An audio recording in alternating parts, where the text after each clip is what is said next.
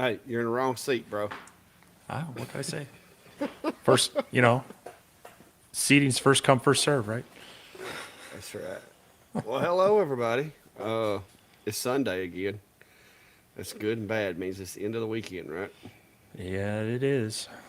It's a good thing we made it to another Sunday, but tomorrow's Yep. Monday. All right, let's see who is. Let's see if I can see the chat. Oh, there it is. It was hidden on me. See who all we got here. Uh, while we wait on everybody to get in, so nobody's fussing at us about running off and leaving them. Hello, Chuck. Jody, how are you? Welcome back. Lynch Reptiles. Hello, sir. Ma'am. Whichever. Samuel. Mike. What's up, neighbor? Sam said he's trying to learn Fusion 360. That's a Very steep nice. learning. That's a steep learning curve. Just keep beating at it. That's what I do. Uh, Northern Michigan. They South Canadian as well. Arkansas, Chilton County, Alabama, right around the corner somewhere.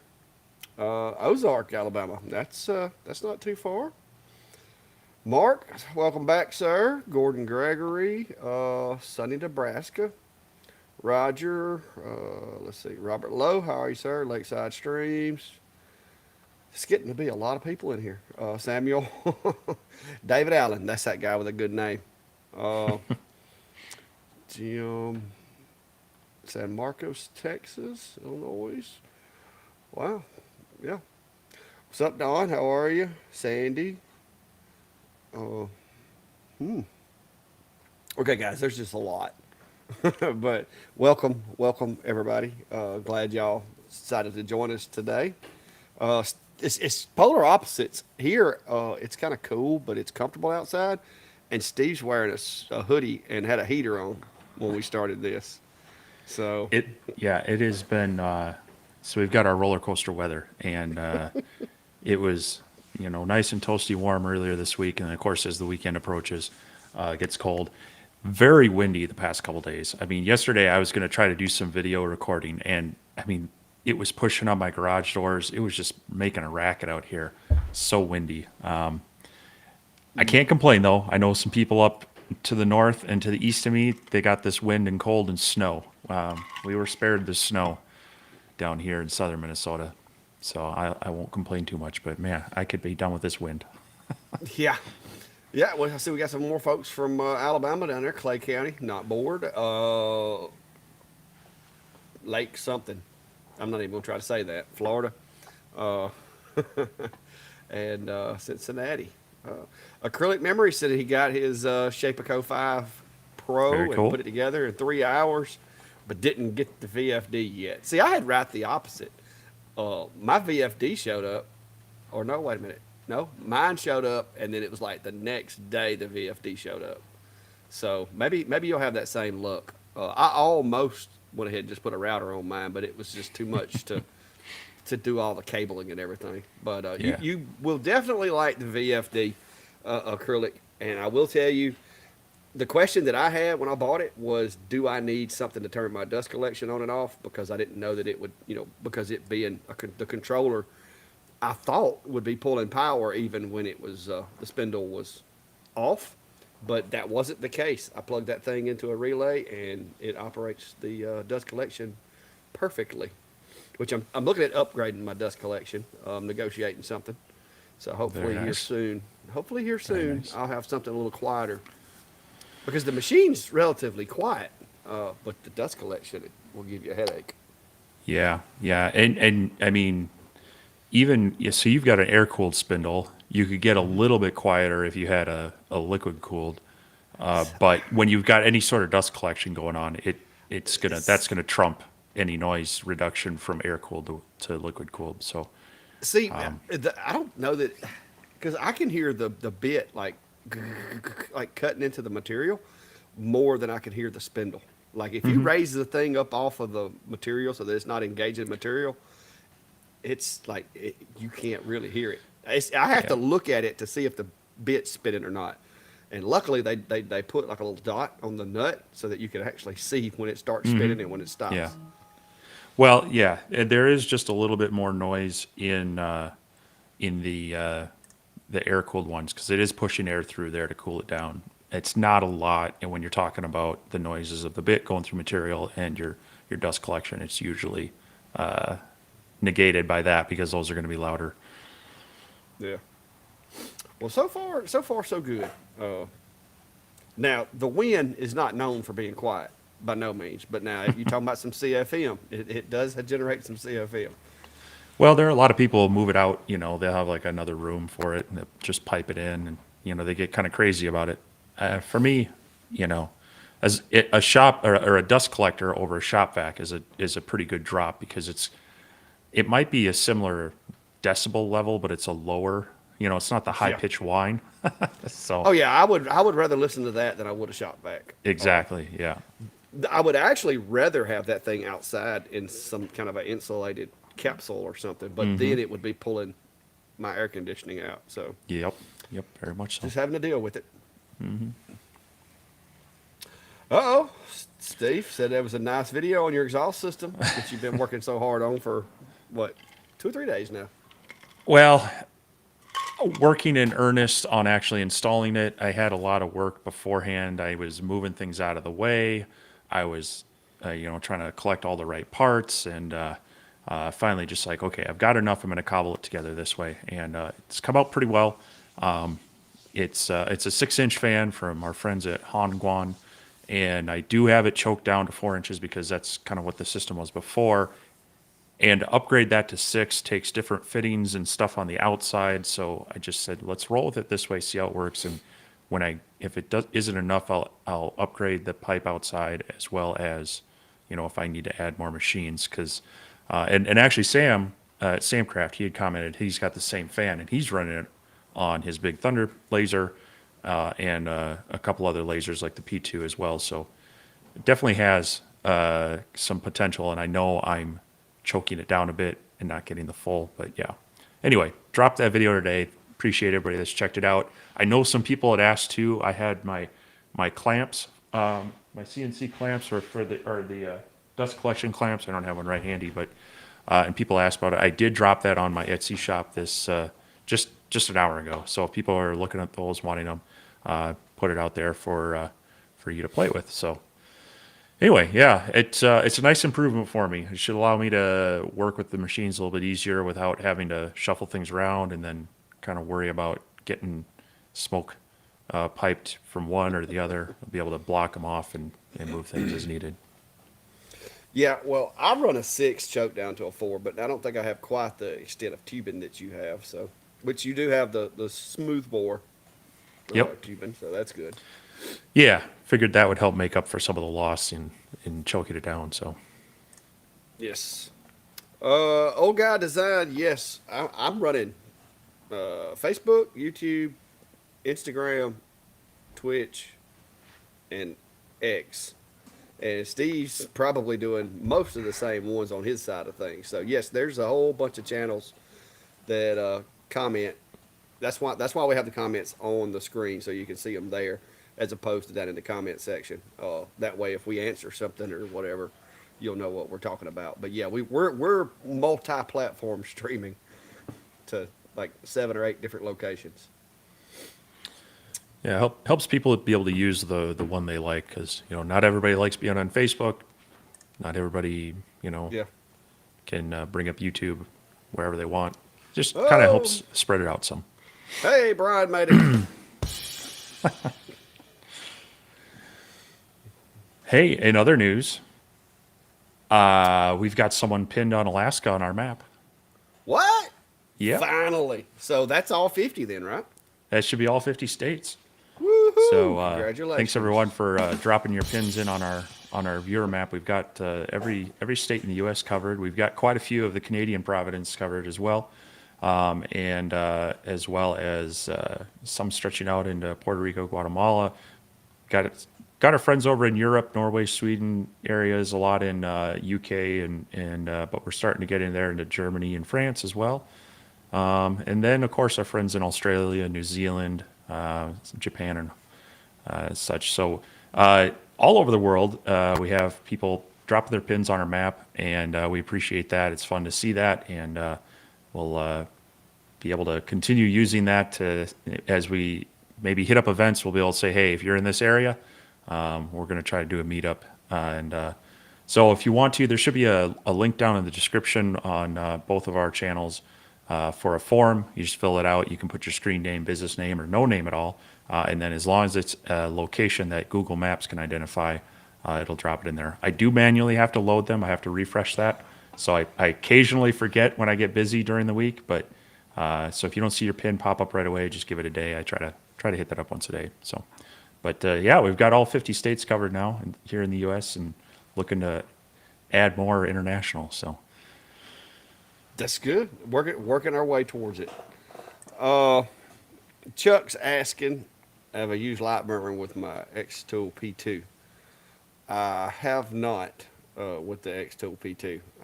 To be honest with you, the the cameras and the way that it works, I'm afraid that I will lose that functionality in Lightburn, and so I just run it in XCS. I do a lot of my design in Lightburn, and then just send it as a SVG over into XCS or as a DXF or whatever. But uh, that's one of the things about the P2 that if you're not comfortable using XCS, then it may not be the machine for you. But I really like it. I started a video trying to do some earring designs, and I've got a little bit of it done, but I got to finish it up, cutting some acrylic and stuff.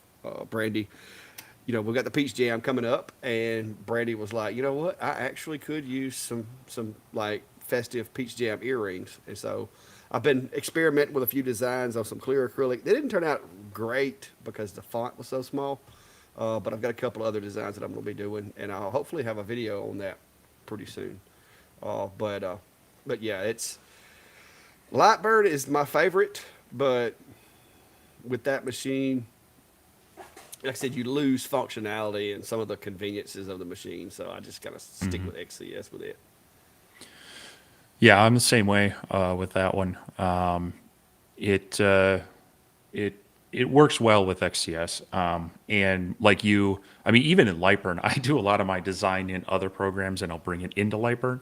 Kind of like your video with the arrowhead, you're showing the few different softwares you use. And it's great to have those because, even the image trace function, some softwares, their algorithm does it better than others on different photos and different contrasting things. So it's good to kind of get used to a few different applications because sometimes, especially when you have a software that's like the Swiss Army knife, jack of all trades, master of none. It's great because it'll do everything a little bit, but sometimes you can have a different program that just does that thing really well, and then you can import it in. So that's how I use it. As a matter of fact, on the S1, I've used XCS quite a bit as well. Started playing around trying to work with it in Lightburn, but yeah, it's the software's coming a long way, and 2.0 is coming out. Some people are probably playing with the beta. I had an earlier access to beta, and then grabbed their latest one. They've changed it a lot for the better or worse. Some things I had to re-figure out where they were at. So I don't have an opinion on it yet, other than I'm loving the fact that I can run, you can run multiple machines from one instance. You just bring up a new tab and connect to it. So that's great. And they've added a lot more node editing features into it so that you can actually clean up your images a little bit better. You don't have this. The one thing that I really like about Lightburn is your job control. So you set everything up. You can go in and say, okay, do in order of layers, but also go inside or outside, or start in the lower left and work to the upper right, kind of thing. Yeah, That's still missing from XCS, and that's getting more into optimization of workflow that certain people are going to get really picky about. The average person, it's not high on their priority list, probably because the average person goes, I don't care about that. I just want to have more control over my design stuff. But so yeah, but I was more doing those more earrings. to I noticed that the earrings, it was little tiny graphics, but it was doing them one at a time. And I was like, why not just do? It would save so much time to do them all at the same time. And I was like, is this just me, or am I missing something? But I guess you're having similar issues with it. Well, you can do some work, and depending on it, like if they're vectors, you can kind of unite them to get them to be one block, but it's not perfect.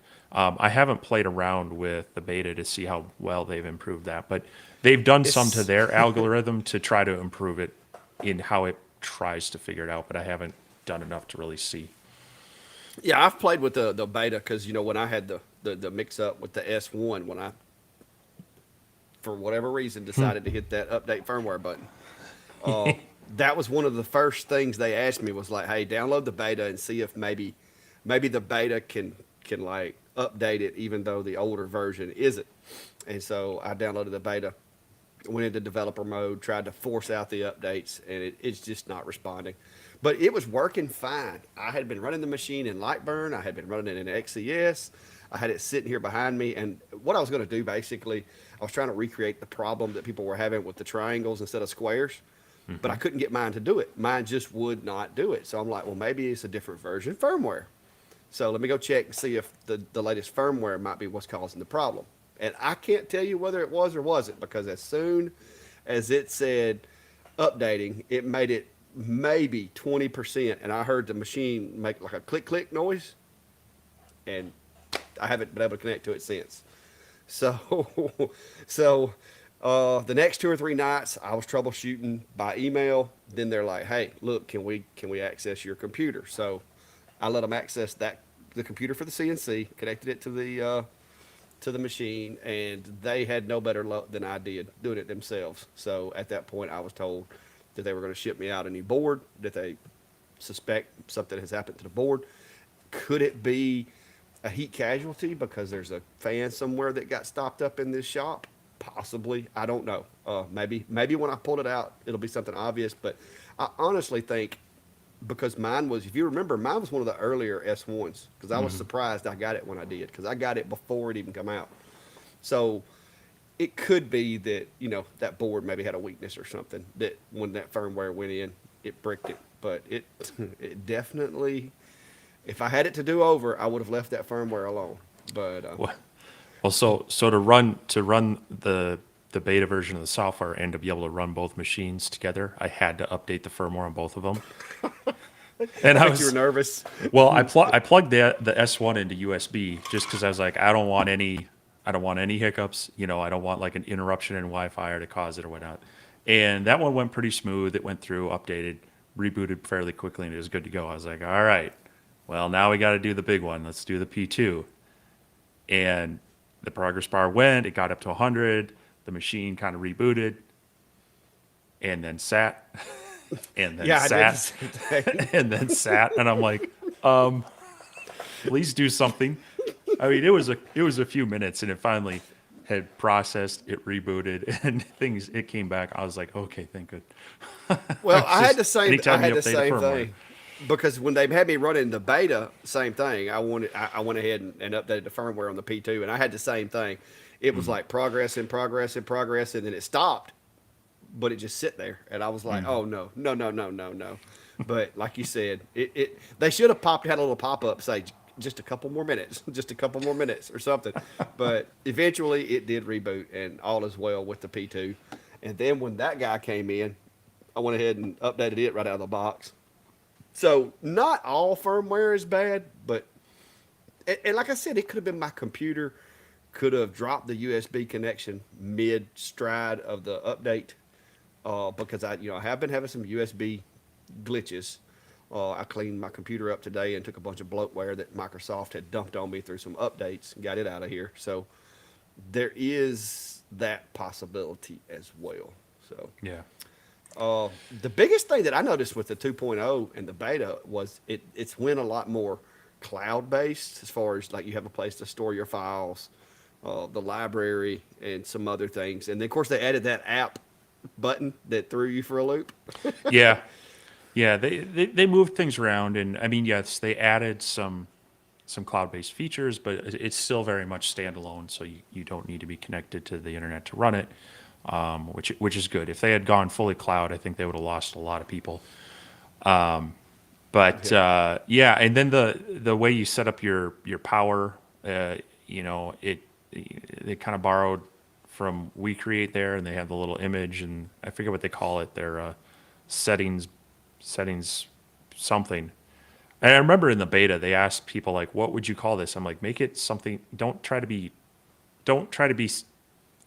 fancy with it. It should be a materials library or something that is very obvious what it is." And so we'll see. So I'm going to have to play around with it a little bit more to see if I feel some of these changes are good, bad, or indifferent. I like some of the features they've added. It's just now that they've also moved things around, it disrupts your normal workflow because you're like, wait a minute, it was here, where'd it go? Yeah, it's kind of like when you get up in the middle of the night to go to the restroom the day after your wife moved all the furniture around. Yeah, I mean, I kind of don't know like what you're talking that. about. You're just tripping over things and falling. Yeah, I know.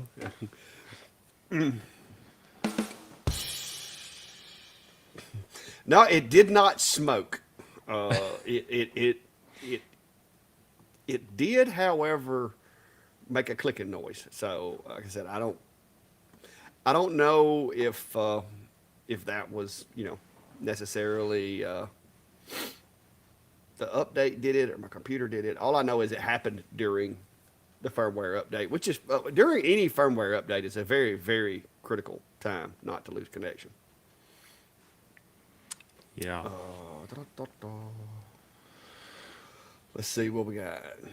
Let's see, we got Patrick here. Oh, He was he did a live stream just a little bit. It was a little over 2.5 hours.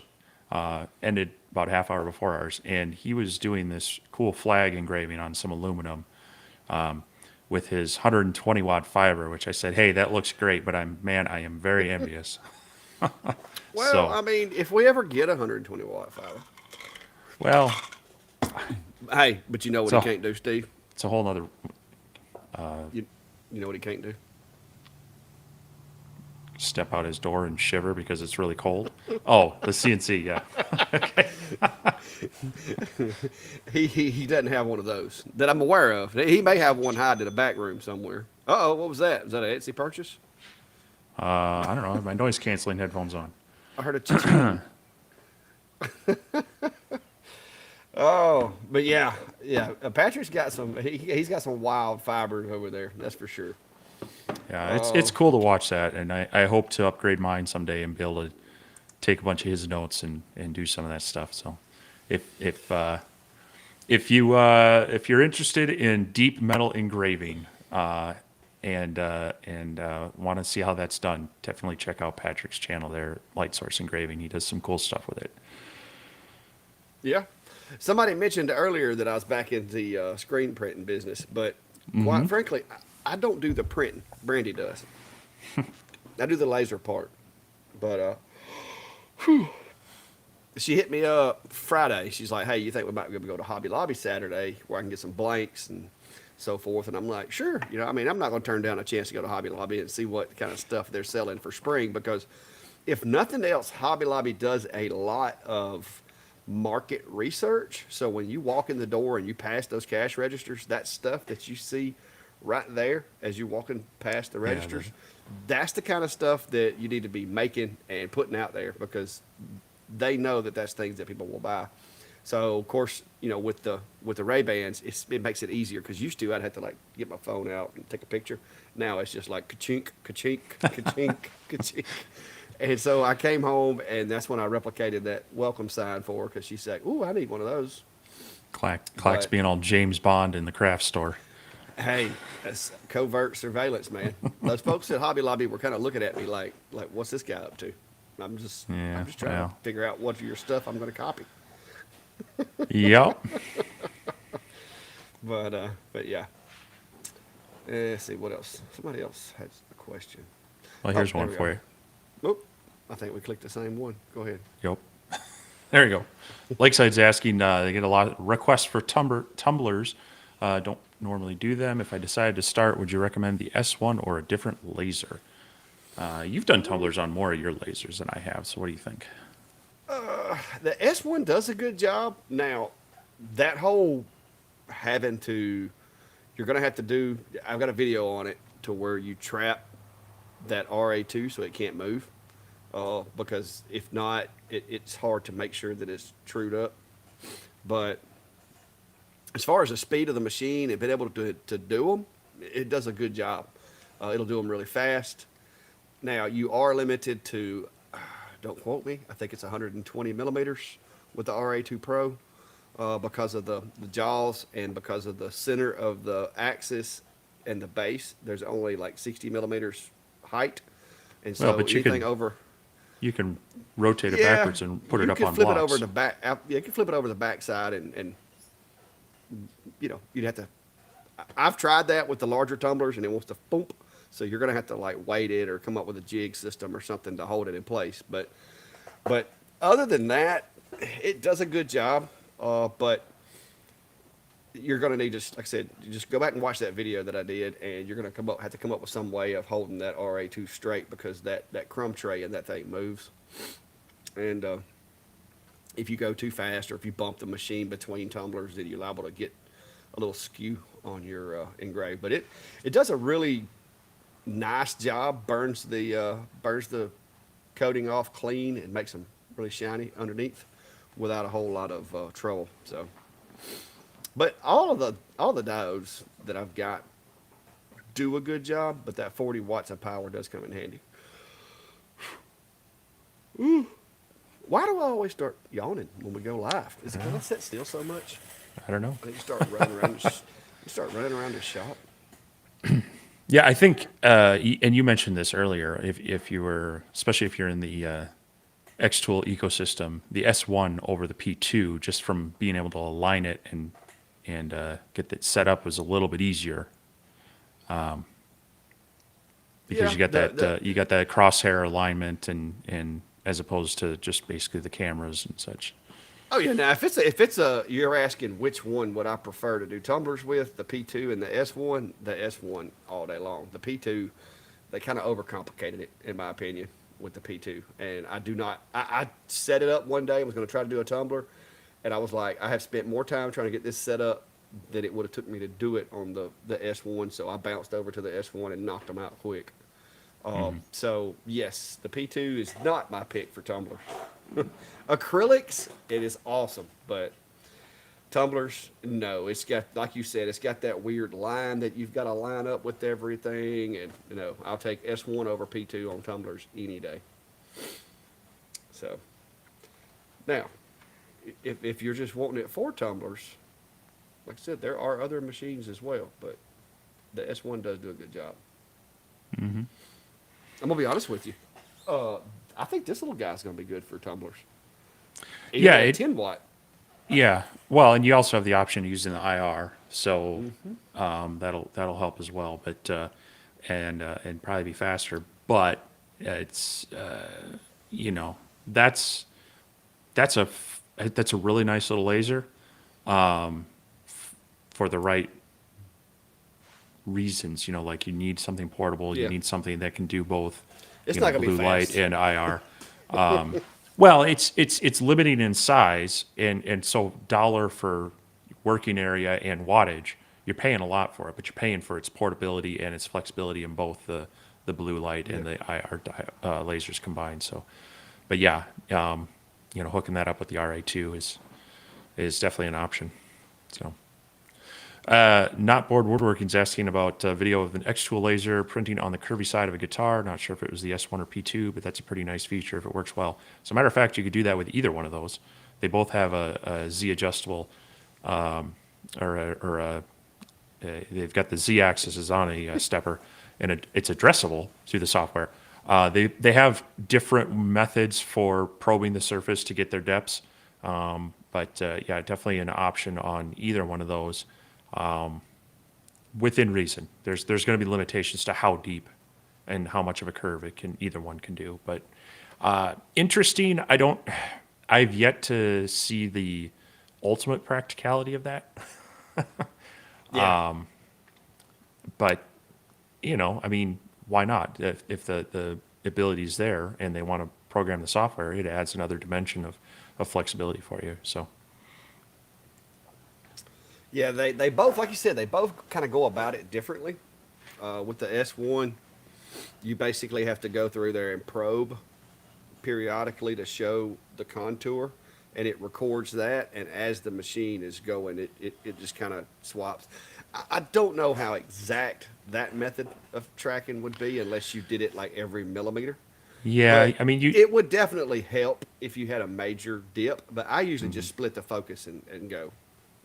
It's not Right, something that's and that's the thing. Unless it's an extreme thing, and the side of a guitar is a pretty good case use for that, because it is going to go in and out of focus, especially on the diodes, faster with that extreme. But yeah, it's I think you have to tell it this size of array. Here's the starting point. Here's the stopping point, and do it every however many, and then it kind of goes and touch probes each one of them. So it's a bit time consuming to set it up as well. So, but kind of a cool feature. yes. Sup, Hobo? 3DHP. How are y'all guys doing today?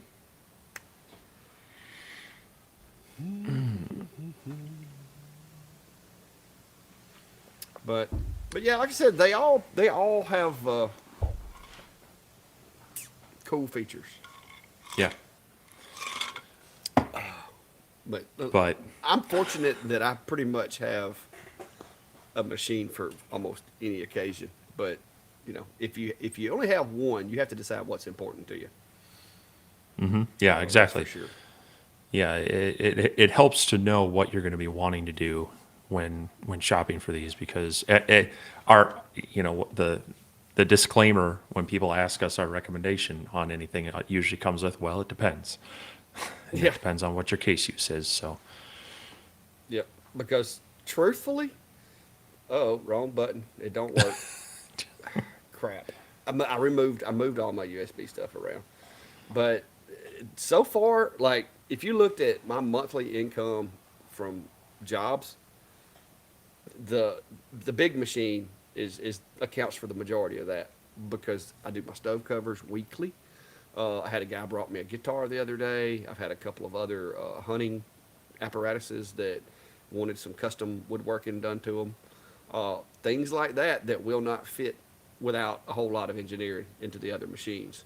So this is kind of my go-to. Like if a guy shall walk through the door with a guitar, it's like, okay, we're going straight over to the corner over here because I'm not fixing to get the sawhorses out. I'm not fixing to, start stacking paint cans. So, so this big enclosure is the one that, as far as my physical products, it's the one that turns out the most cash for me. Now, I yeah, had a lady come over the other day and wanted a keychain, and I went ahead and just knocked it out with that little guy because it was easy. It was quick. Like the keychains are in the drawer right below it. So, instead of having to drag the fiber out and set it up, I just put it in there, put it on a 1064 and let it rock. So each one of them has its own strengths and weaknesses. Um, like you said, depending on your situation. Decide what you're going to do with it, then select your machine. Because if not, you're going to find yourself doing whatever the machine's good at. right. Yeah, having something that's a little more flexible is nice when you're first getting started out. It's one of those things where it never hurts to have a little more size and working area, but at the same time, you know, one of the features of these open frame lasers was you could move it to the workpiece as well. Versus my Yeah. large CO2 is where I had to make sure it could fit into it. But more of them are coming now where they might be more enclosed, but they might have a way to open up the bottom and still go through it. So Yeah. it's a balance because the open frame had a lot of issues as far as safety and such. Now we're getting more of these enclosed ones, but you're kind of losing some of that flexibility on oversized material in some cases. So Yeah. a lot of things to consider, but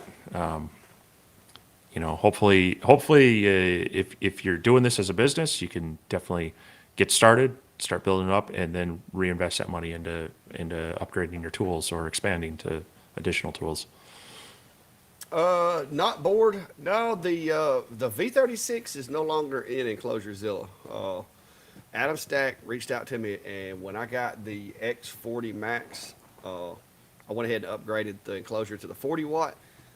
My 36 is hanging over there, like Steve said, in case I do have something come in that you know, it's a 8 foot long table or something that I can't fit into an enclosure, I can just grab the V36 off the wall, or the Niji, or Sculpt Fun, or the Algo laser, and set it out here on the porch and do it if I need to. So, but now currently this is a X40 Max over here, and supposedly uh, I should have a, what is it, an A70? Is that what they're calling it? A70?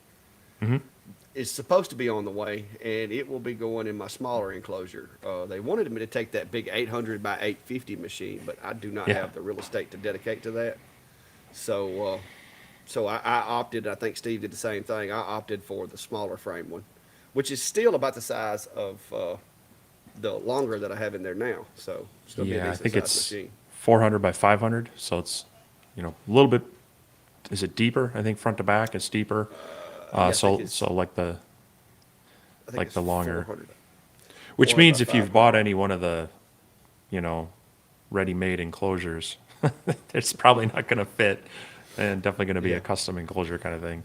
But Yeah, well, luckily when I built this enclosure, I went with 36 by 36 because I kept seeing yeah, the machines getting bigger. yeah. And so I shouldn't have any issues. Worst case, we'll snatch the controller off the front of it and do something different with it. Uh, but hopefully that'll work. Hmm. Da, da, da, da. See another question somewhere. Oh, there you go. The welcome sign border that you did you design that file or download it, and what bit were you using? Well, I built everything except for the rope 3D inlay, and that's some of the border graphics that comes with VCarve. I just kind of brought that in and put that there. Now, the one I did this morning, when I got it made, it turned out okay. Let me go grab it.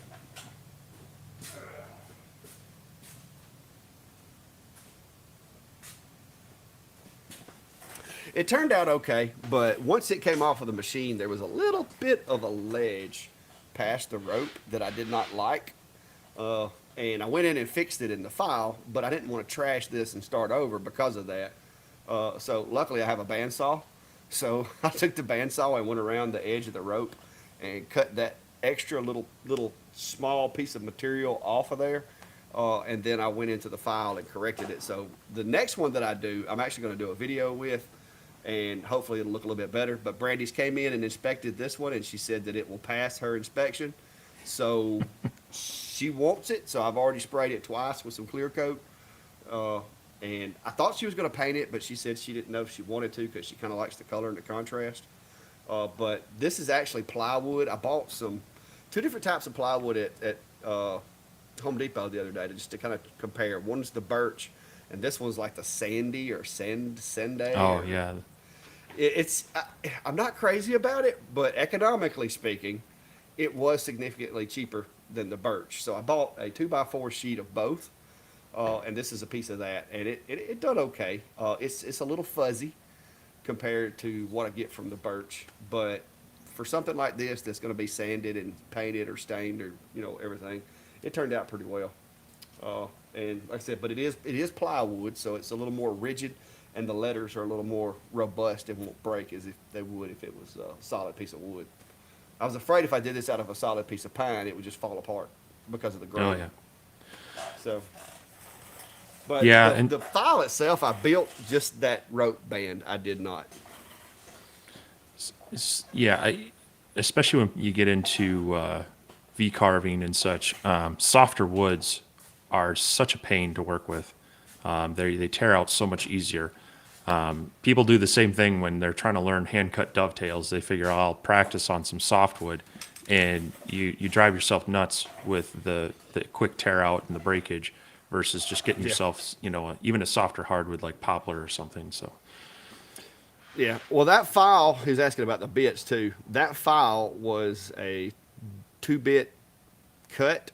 I did some of the line work and stuff. On that one, I did the first set of line work I did with a V-carve bit. But then I got to thinking about it, and it was such a small contribution, it wasn't even worth a bit change. So I changed that over to the 1/8" bit that I did use to do the cutout with. But the 3D, this is what I used, and it is called a Skinny Jenny from Cody, over at Cadence Manufacturing. If you watch the short that I have, you can actually see it, but it's just a ball nose, 16th inch ball nose, and it does a real good job. And I didn't realize it, but I grabbed that thing to pull it out of the router today, and my fingers slid, and Oops. it actually sliced into my. Luckily, I got real thick skin, but it actually sliced into Yeah. my skin. I did not realize how sharp those little edges are, but I think you could shave with that. But it's a good bit, and I ran the speeds and feeds that Cody gives you, which he said I could probably go faster, but for the sake of my bit, I'm content with the speeds it's got, and I've got it set to run what he says, which is 150 inches per minute, and 100 on the plunge rate, which is really really fast. So, Yeah. yeah, Cody, those things are sharp. Just letting you know. I pulled on it and I'm like, whoa, wait a minute, paper cut. Yeah. But you know how sometimes the collet doesn't quite turn loose, and I grabbed it, and I was thinking it was just going to slide out, and it didn't, and I kind of slid my fingers down it, and woo, I was like, that could have been ugly. Luckily, I have a first aid kit over by the door on the wall. Yep. Yep. But yeah, that's the bit that I use for that, and I run the downtown. Was it downtown, Jenny? Oh, the eighth of an inch Jenny bit, mini Jenny. Yep. I got to learn all the names. Anyway, I used the eighth-inch down cut to cut it out and everything. I tried using the V bit to do that one little, but it's just literally all the V bit was doing was.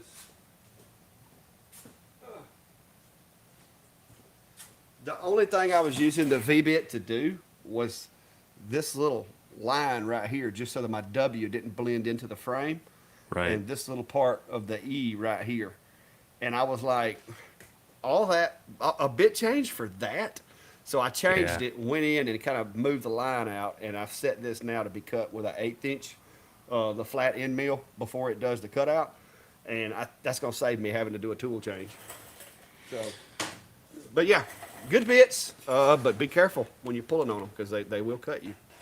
And I've ran this thing. I did 2 or 3 test runs with it, but it's still short.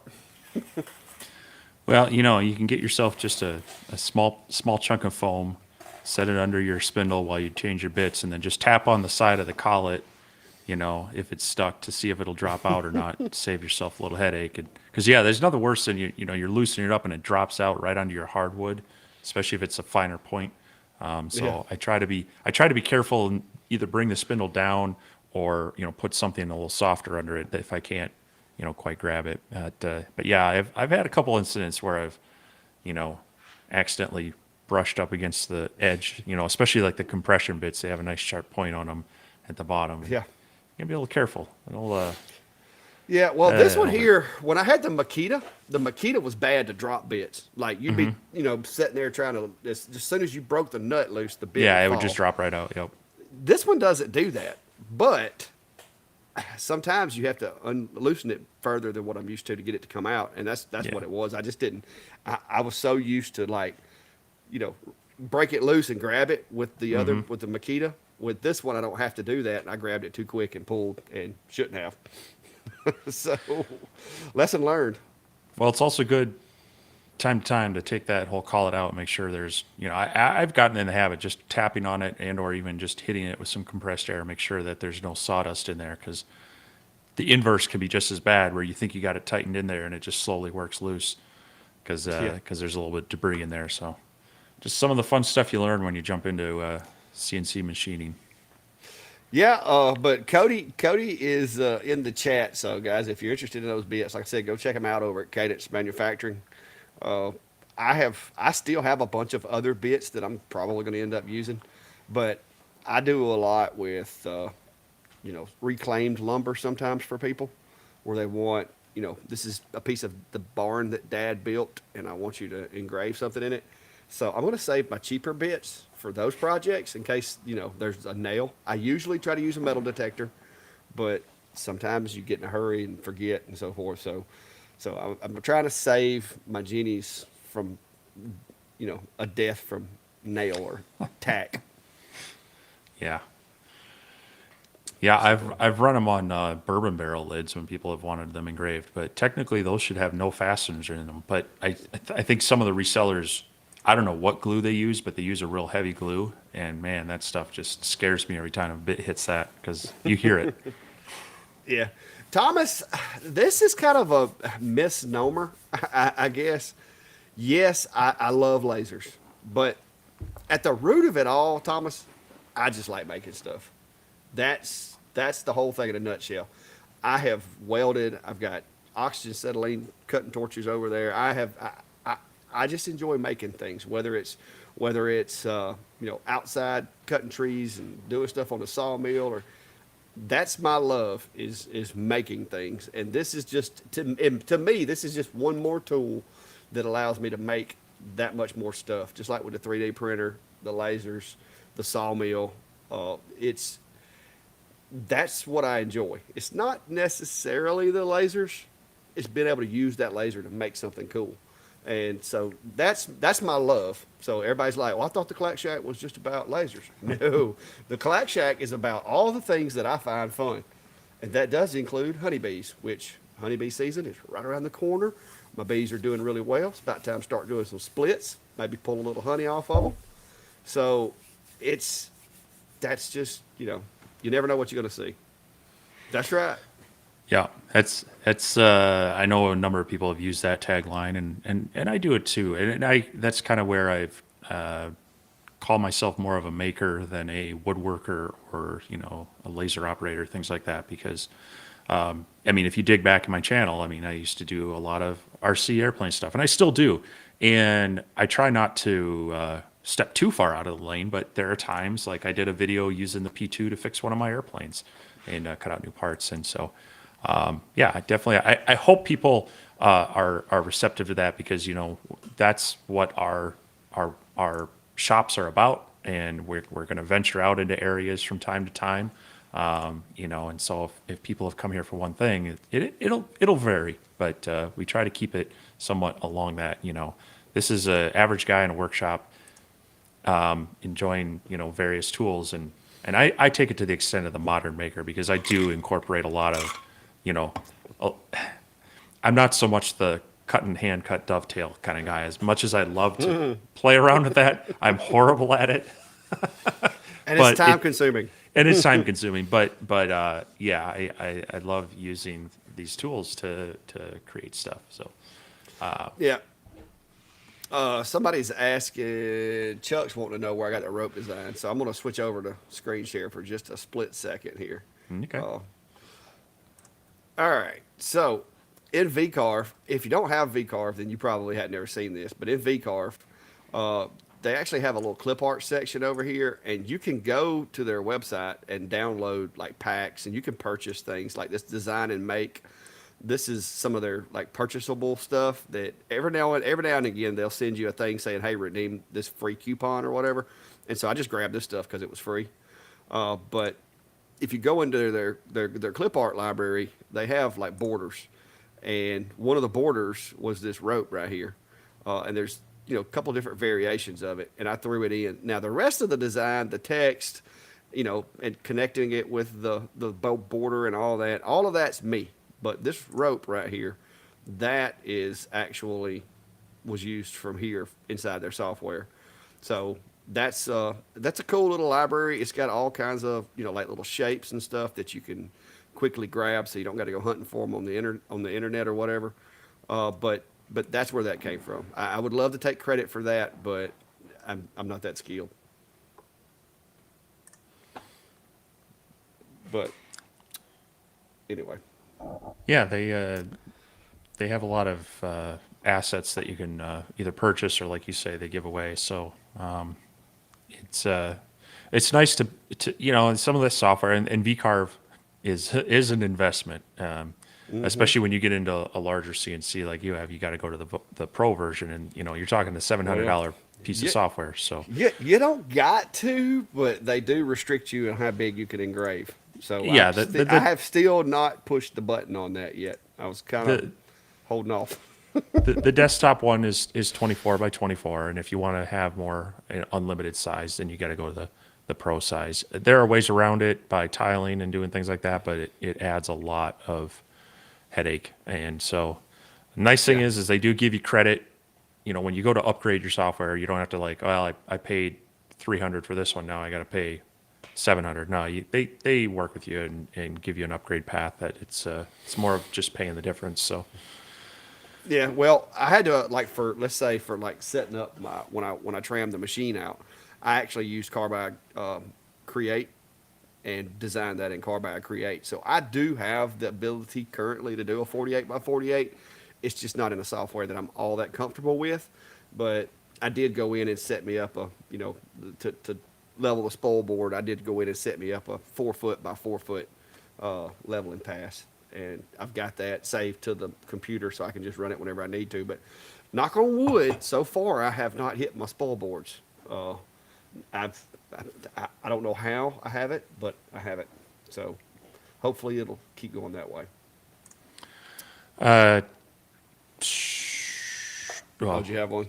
yeah, I was just going to mention, following up on that, Tim Hensley was saying he saw a YouTube video where someone was making the rope design. I believe actually Hobo with Wood did that on a live stream at one point. So if you go back a couple weeks, you can see him kind of working how he made that design. And it's used a lot in military ones. So like the Marine Corps logo has a rope design in it and such. So I know he does have one, and I'm sure there are others out there, but yeah, you can design it for laser, grabbing an image and trying to trace that same effect. But with the CNC, you actually have more of a 3D design with that one.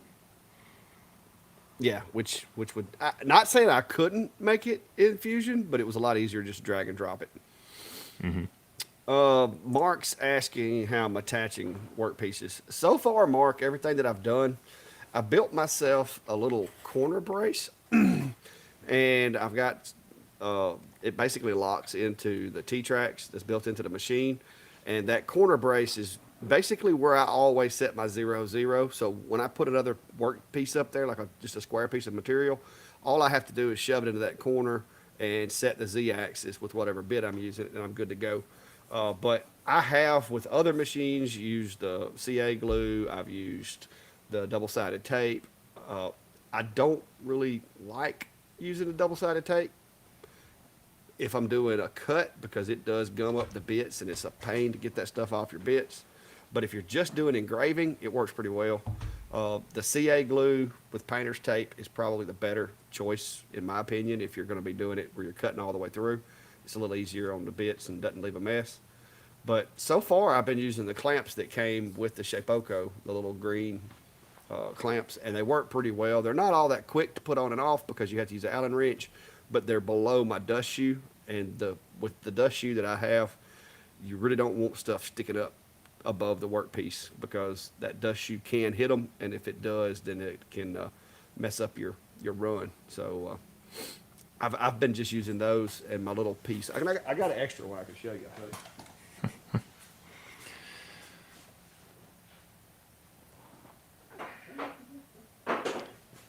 This is the older, thicker one, but when I went to half-inch material, I made a new one. But it's basically just an angle. It's got a hole in the center. That's where my 0 is.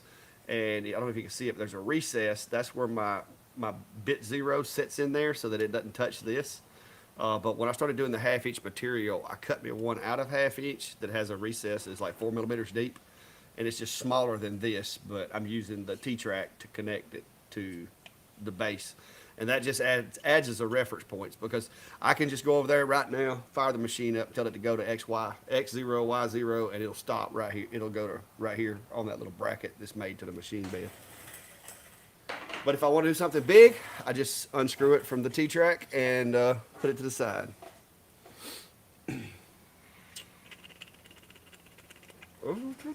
Greg said his MK2's arriving tomorrow.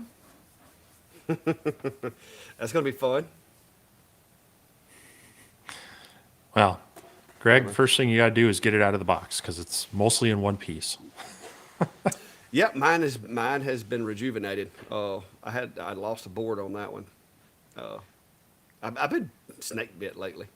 But Leo sent me out a new controller, and I took it apart, put a new controller in it, and it's working like a charm. I used it earlier on the silks, the screen printing and everything.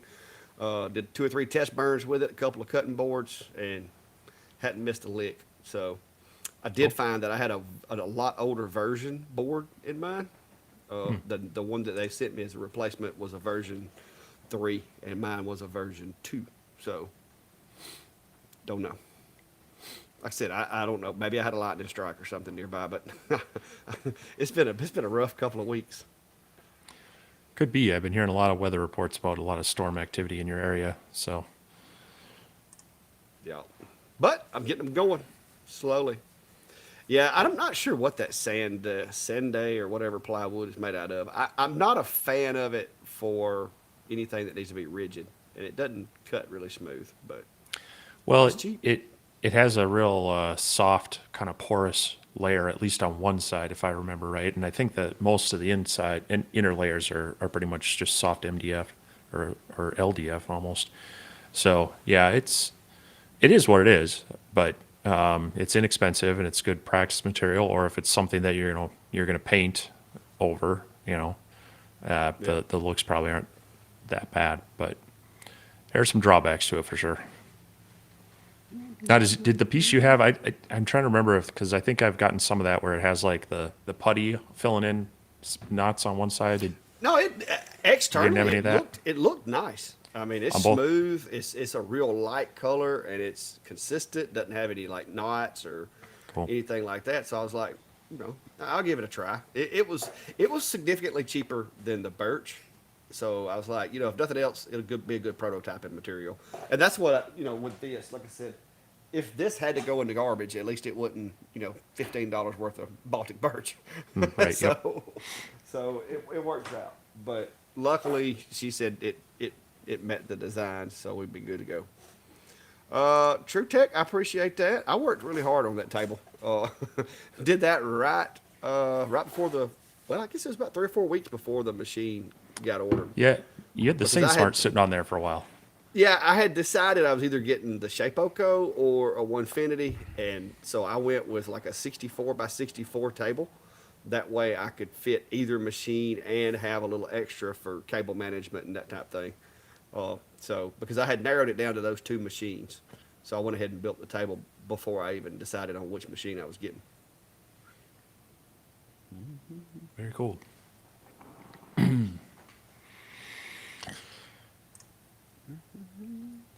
Yeah, I have to get mine cleaned off. There's actually some extra parts sitting on mine right now. Yeah.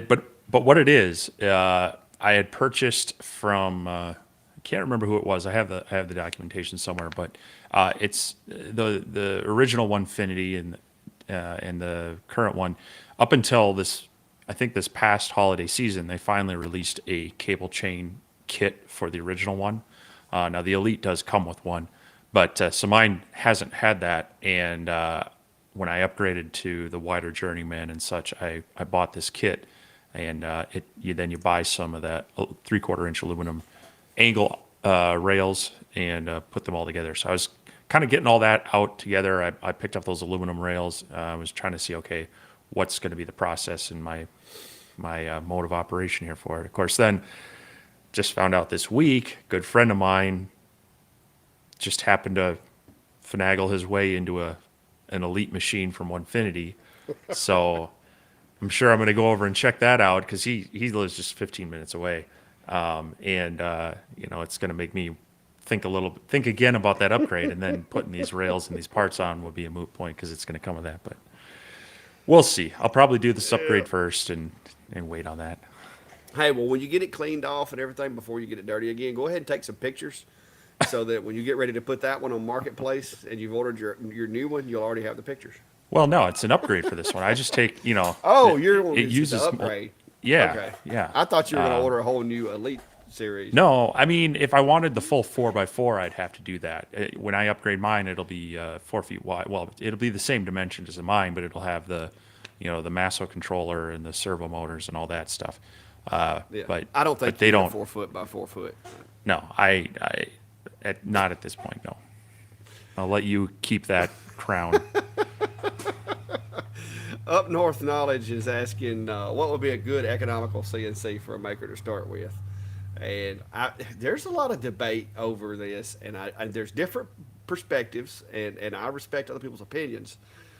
But in my thing would be first figure out exactly how much you're willing to contribute to the cause financially, because that's going to kind of determine where you're going to land. Now, the 4040 Saint Smart that I had, I made some pretty cool stuff on it. I learned a lot of the basics. I got the fundamentals. I figured out that, hey, this is something I like. And then I advanced to the point to where I ordered that and spent way more money than I would have. There is no way I would have ordered that, like not knowing. Out of it, just if I hadn't ever had any other CNC, I would never have ordered that because I've been like, no, that's too much money. But after seeing the projects that I could make and the potential for being able to make money back with the machine and everything, that's when I decided to go ahead and buy it. So I personally don't have a problem with starting out with smaller machines.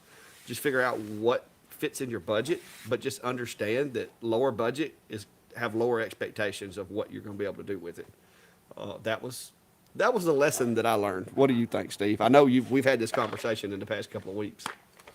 Yeah, it's tough to tell someone you really need to jump out there and spend $3,000-4,000 on something like this or something like yours without them ever having their hands on one.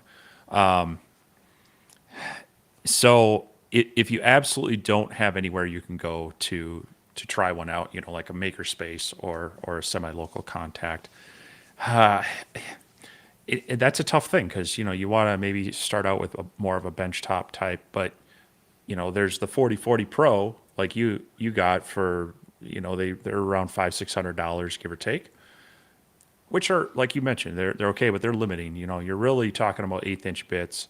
You're not talking about high speeds. You're not talking about big projects. And then in the same vein, the 6050 from Saint Smart is probably their biggest benchtop one, and then you can even get an extension kit for it.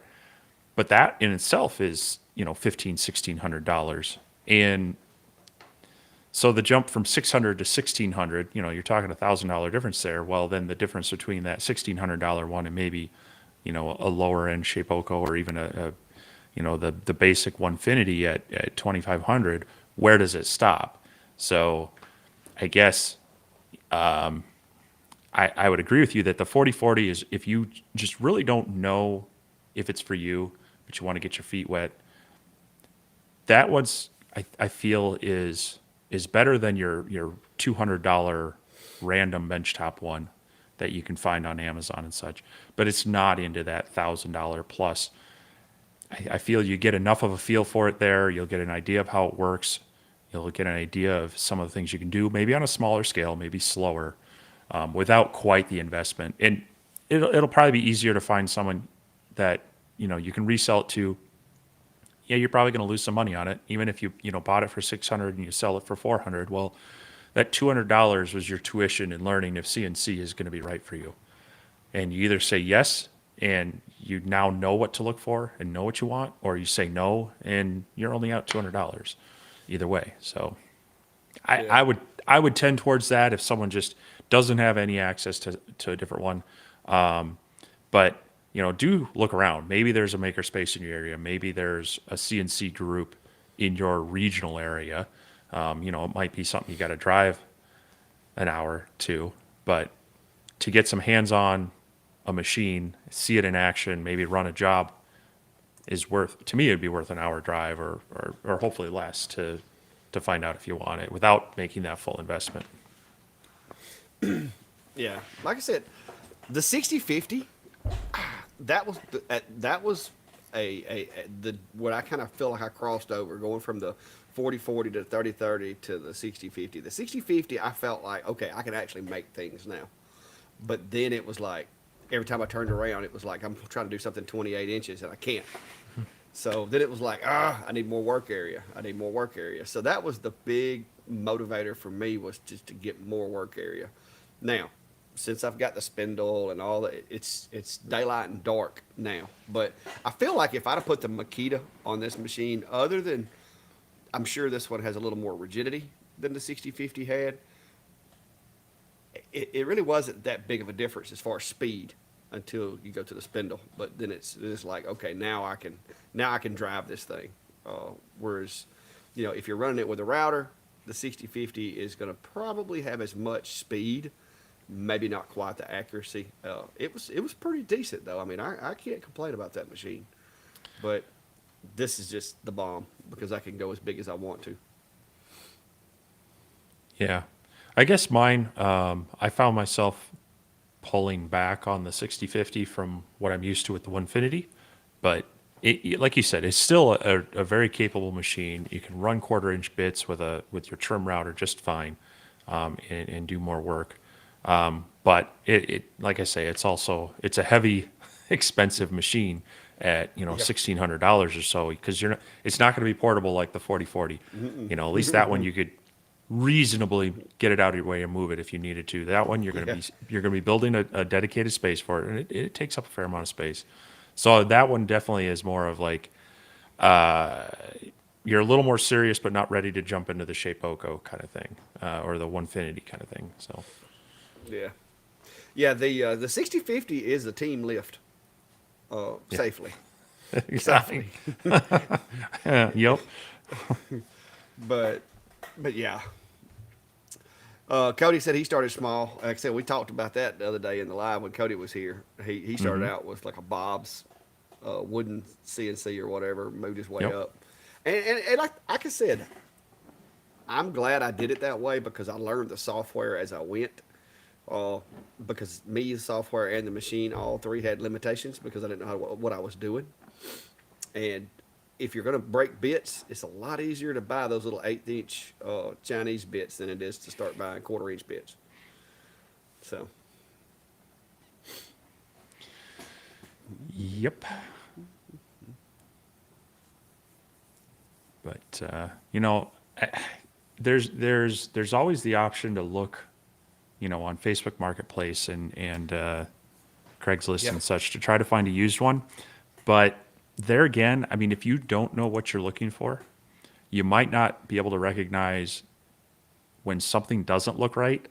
And the used market can be a gamble that you might be inheriting someone else's problems. So, yeah, it try to do some good research if you're going to go and look at a used machine. Try to find out maybe what are some of the things to look for, maybe the things to ask the person, and to see because it's nothing worse than saving a buck to spend more because you found out that they had really messed something up. So oh yeah, yeah. I've seen some pretty decent deals if as long as the equipment's good hmm here lately on Marketplace. Folks getting out of it. Lasers, CNCs, the same. I mean, but like you said, buyer beware. You know, make sure make sure you don't get got. You buy a machine and then come find out that everything on it's burnt up and is no longer supported. So well, and also, most of these are going to have some assembly required, and that's a really good way to, as you build it, you kind of learn how the parts go together. So you will have maintenance, and you may have problems at some point. It's always good that you assembled it so you kind of know how to take it apart and maybe be able to troubleshoot a little bit easier. yeah.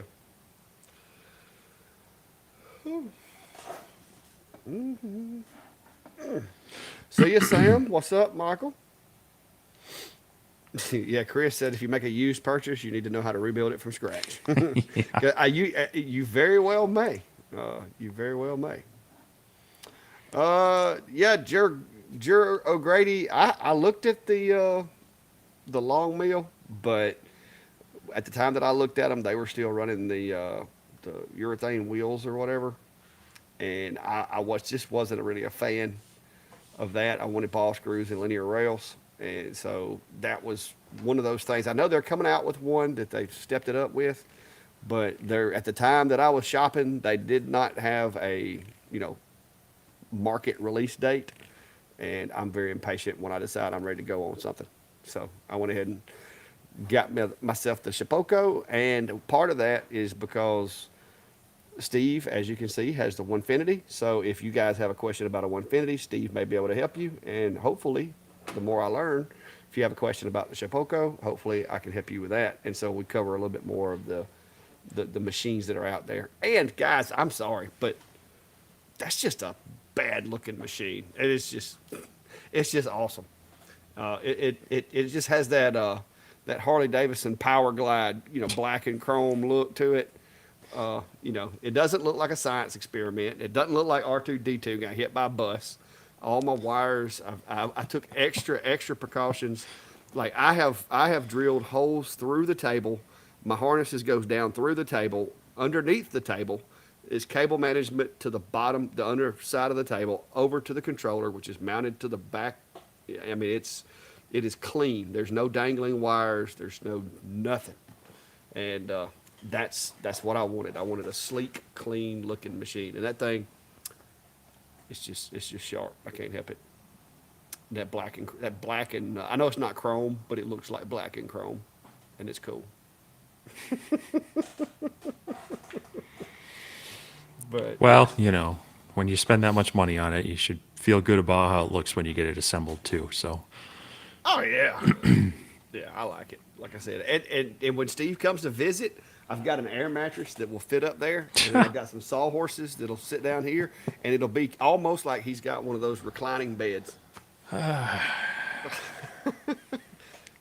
I've got a 4x8 sheet of plywood, Steve. I'm just gonna lay it up there, stick a couple of screws in it, man. You're ready. You're good. It's 8 foot bed. yeah, well, then it's just going to look like a torture rack. Oh man. But yeah. Well, don't forget, guys, if you hadn't already, go check out the links in the description. Did I put them in the description? I sure hope I did. I hope you did.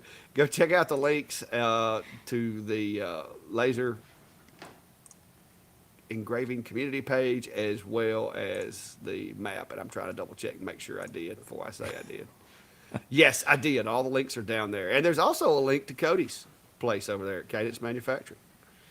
See, I was on top of it. I just didn't know that I was on top of it. Look at you Yeah, I getting did it all that. in there. Yeah. So got lucky on that one. Jim, I have been resisting the urge. I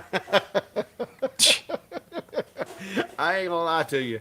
I have been resisting the urge because I've got probably half a gallon of orange paint left. Just happen to have orange paint, do you? Yeah, I do.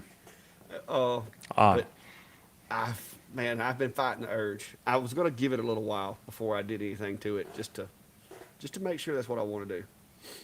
But yeah, don't be surprised if it ends up that way. Well, I don't think I'd be surprised.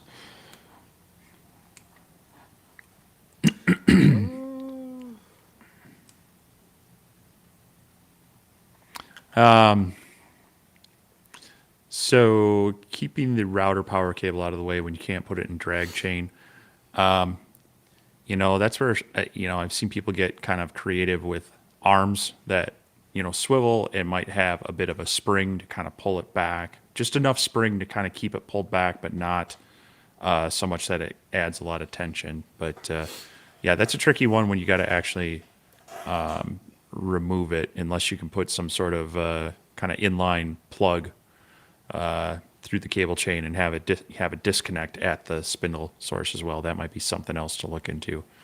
But yeah, I've done that before on some of my others. It works easier when you got an enclosure and you can kind of put some mounts up there and kind of keep it out of the way. But that's a tough one. I actually have on mine. I have it following the boom for the dust collection, so it kind of swivels and follows along with that hose as well, instead of running through the cable chain. But when I do get the cable chain and the rails and everything on there, I'll probably be putting in all the cables and tubing for my spindle that I have, and actually finally getting that set up as well. So then I won't need to worry about that. Well, a little redneck engineering. If you go to Tractor Supply, they have longer springs that are kind of like screen door springs, but not quite as stiff. Hmm. You could actually get a couple of those and maybe put an eyelet up above, and just take some zip ties and zip tie the cable to those. But you want to make sure that it's not enough tension that's going to damage the cord, but that would kind of allow it to come and go uh, with very little pressure. Now I would advise anchoring the cable somewhere on the machine with a zip tie or something, just to prevent it pulling from the router itself. But Strain yeah, relief. yes, but that's something that I had considered with my dust collection setup before I built my little articulating arm up there. Was using those springs, and they do have them at Tractor Supply. They're like 2 foot long, but it doesn't take a whole lot of pressure to stretch them. But I think it would be adequate to lift that cable up and keep it out of the work area while you're working. Like I said, a handful of zip ties, and you could adhere it and remove it at will. Or just make you some little. You could CNC you some little J hooks, and just have the J hooks dangling, and just lay the cord in those J hooks. Tammy's asking if there's any protective coating that we use after laser engraving coasters. Depends on the coaster material. So if we're talking about the slate tile, I've actually found by coating them first with just some clear polyacrylic, clear polyurethane. It could be polyacrylic, the water-based one, or the oil-based one, but it actually adds a better definition between the engraved portion and the tile. It'll make the tile a little darker. It makes the engraving a little whiter. Now, there's the argument that it's losing its absorption properties, but tile is minimally absorption. Has a minimal absorption rating anyway. So if it's just condensation coming off the cup and you're still using them, they're not decorative. It'll still do its job. If you're spilling water all over it, I'm pretty sure you were going to have a problem anyway. So for my, I will actually spray them first and then engrave them. I usually don't go back over them after that.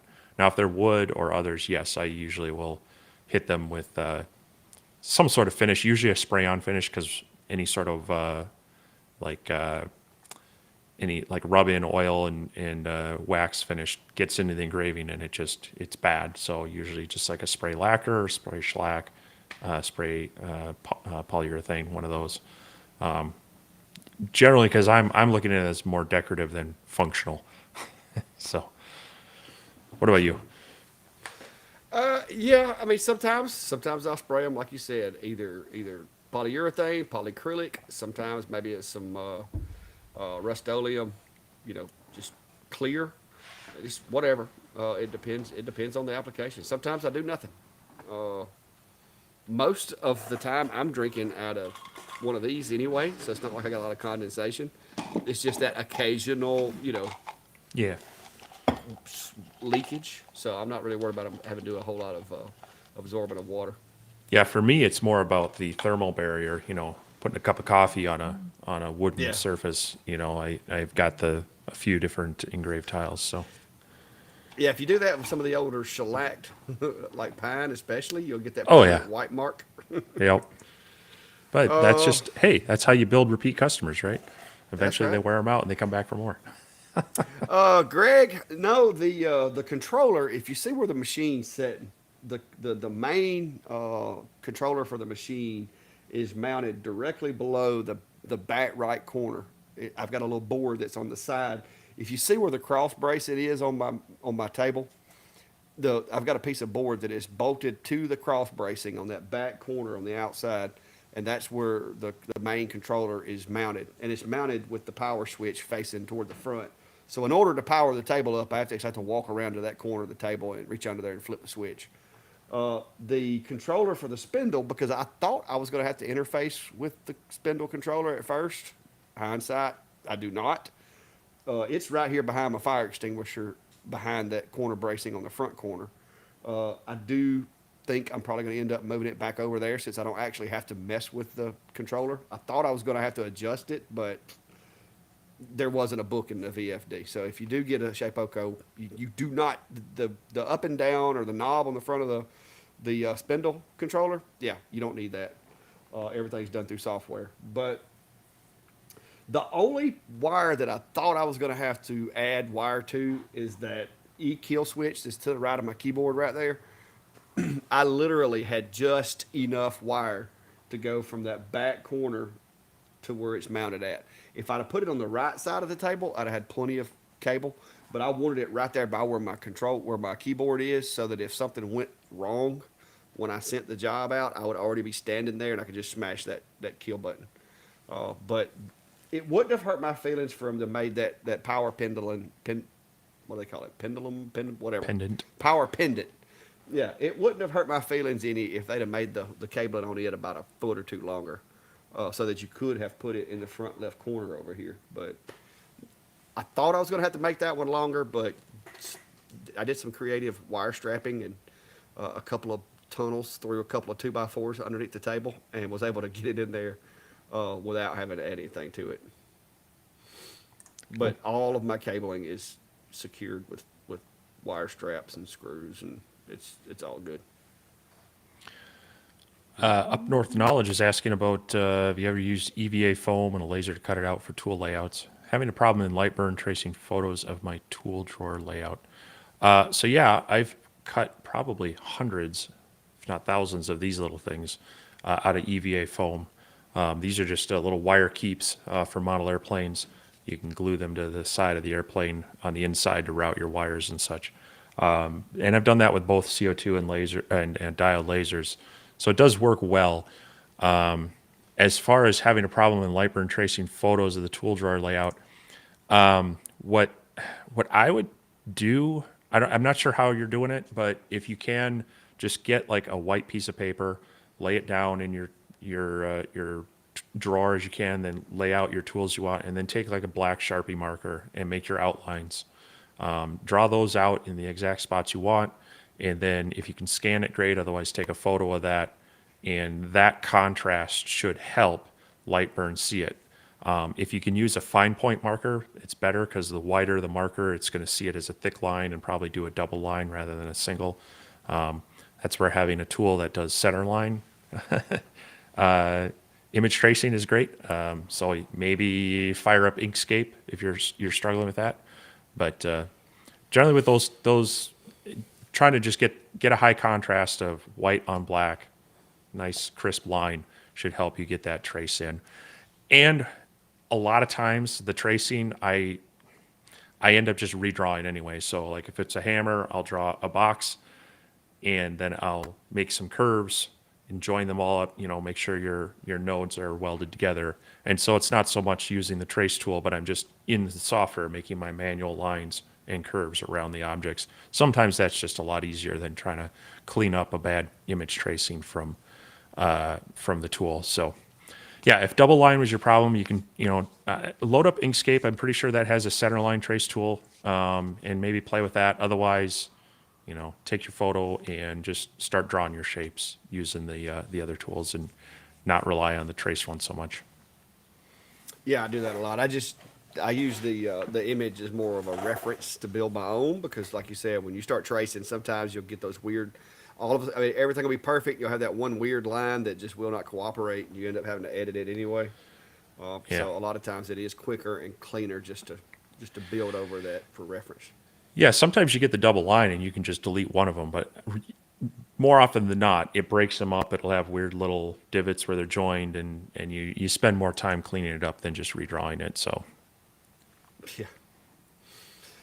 Yes, been there, done that.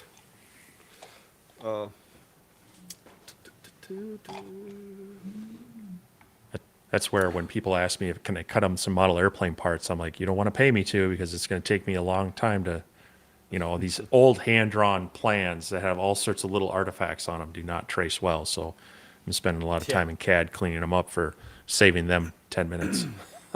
Yeah. Yeah, it's not the file design a lot of times, like I said, is that's the heavy lifting. Mm-hmm. The robots do the real work once you get the file laid out, but sometimes the file can be a pain. I've been working on doing the badge, our PD badge, and I've been having to work that thing through Fusion and then just bringing it into VCarve and having to get rid of things, and because there's a lot of things that when you take a picture like that, and you trace it, the shapes don't work for CNC because if the line is an eighth of an inch apart and all of a sudden it goes to less than an eighth, now you got this little leave in the design. So I've spent a lot of time going in there editing nodes, trying to clean that thing up. I've got it doing pretty good though.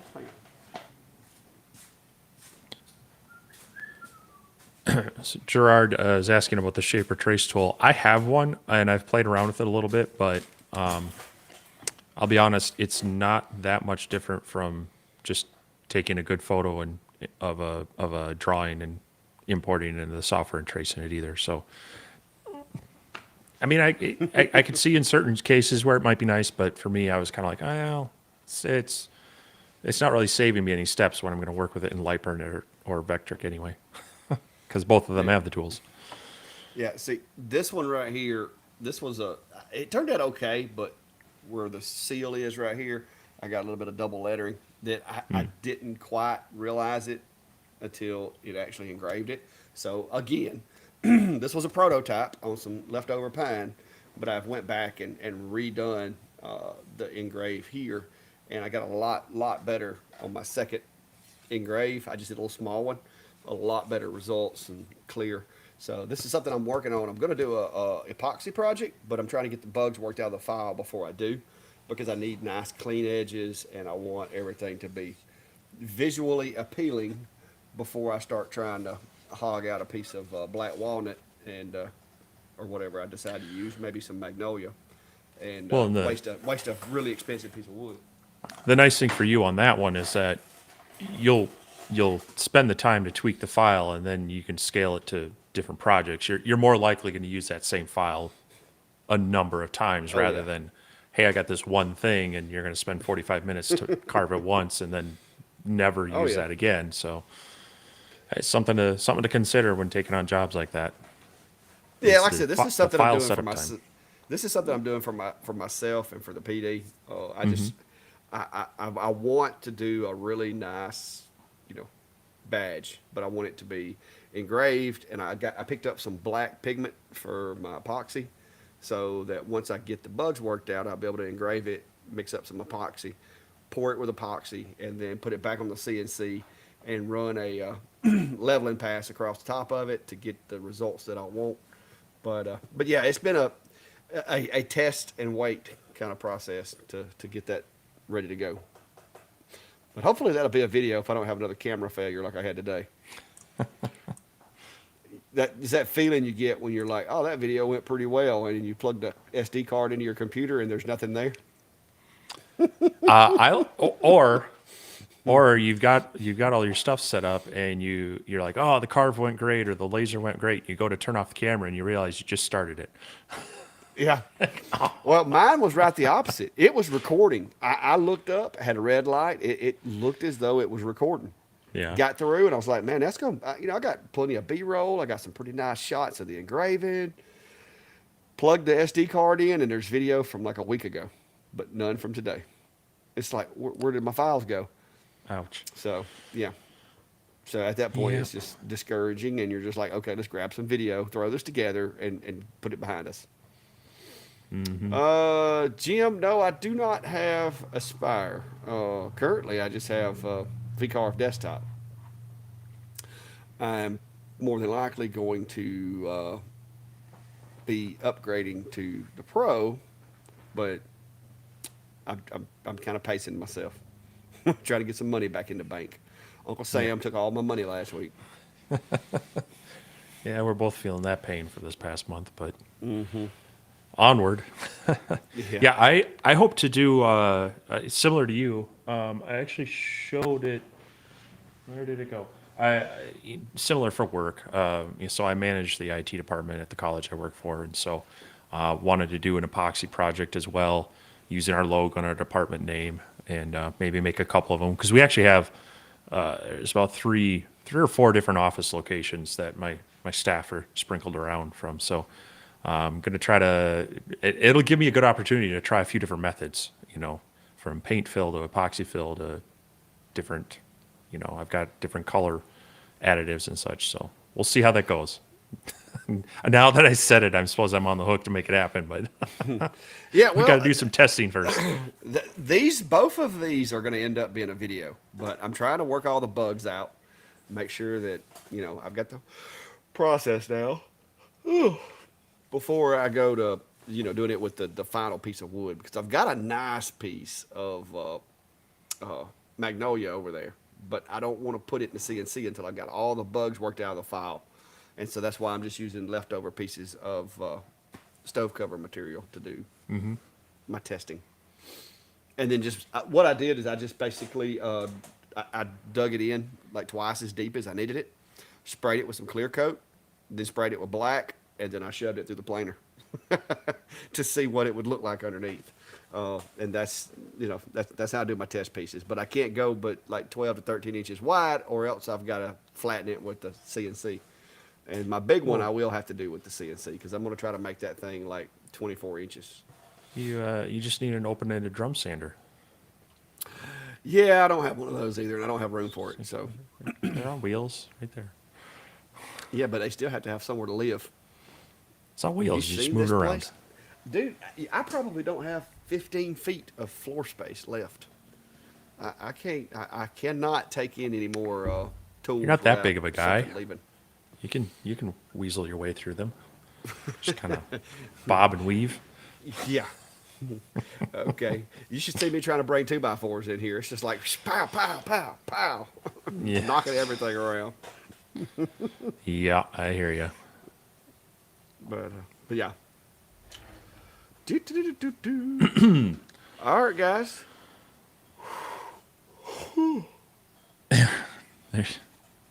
Whoops. What did I click on? You need to make that badge in 3D. Yeah, that'd be another fun thing to do on that. Well, I have it in 3D. That's where I got the. Yeah. That's where I got the file for that. See, Brian's got your back. Well, I've already got it in 3D, so I'm reverting backwards, because I made a 3D printable one, and now I'm having to take it back to CNC, and I really had thought about doing a STL and doing a 3D carve of it, and I may, but that's going to be very very time consuming. The size that I've got it set to be doing. I may have to download or downscale my project. See, and some people like Jack, their entire shop is only 15 feet, so no excuses. Yeah, I couldn't make it. Let's see. Here's the actual 3D file that I've created, and it looks pretty sweet. But the depth on that is insane. It would take forever to do that, because the depth is just so deep. And I don't know, without a 16th inch bit, unless I make this thing really big, I don't know how I go about pocketing all those small things out. What in the world? Stand by. Something's going on outside. Did you hear that? Yeah, I heard that. Stand by. Well, I heard Cody was going to work on a 16th inch bit for us anyway, so we'll be able to get that going. So hopefully a tree didn't just fall on his shack out there. All right, guys, safety's on. We're good. We're Cats. staring at your desktop. Well, sorry about that. Inception. Oh, there we go. Sorry about that. I did not know what exactly that loud noise outside was.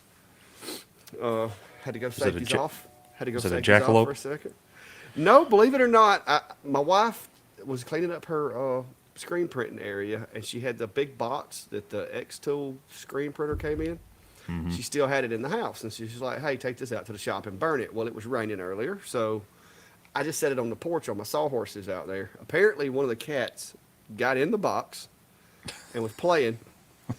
And so this big 2 foot by 2 foot by 3 foot box fell and knocked all kinds of stuff down up against the garage door. And as I went outside, the cat was collecting itself, running away. So, but you never know. I thought, it could have been a squirrel, a deer, a raccoon, cats fighting. Who knows? Mm-hmm. And see, Cody's got your back. The 16th inch bits, it's on the list. It's on the list. Yeah. Well, the if I blow it up big enough, I think the eighth will do it. But You I'm got gonna have that to. 4x4 work area. Just start gluing some panels together. Oh my gosh! Yeah, that's what I was fixing to say. Now I'm at $200 worth of lumber. Hey, But it's for the kids. no, it's for my office. Like I said, it's for the kids. But but yeah,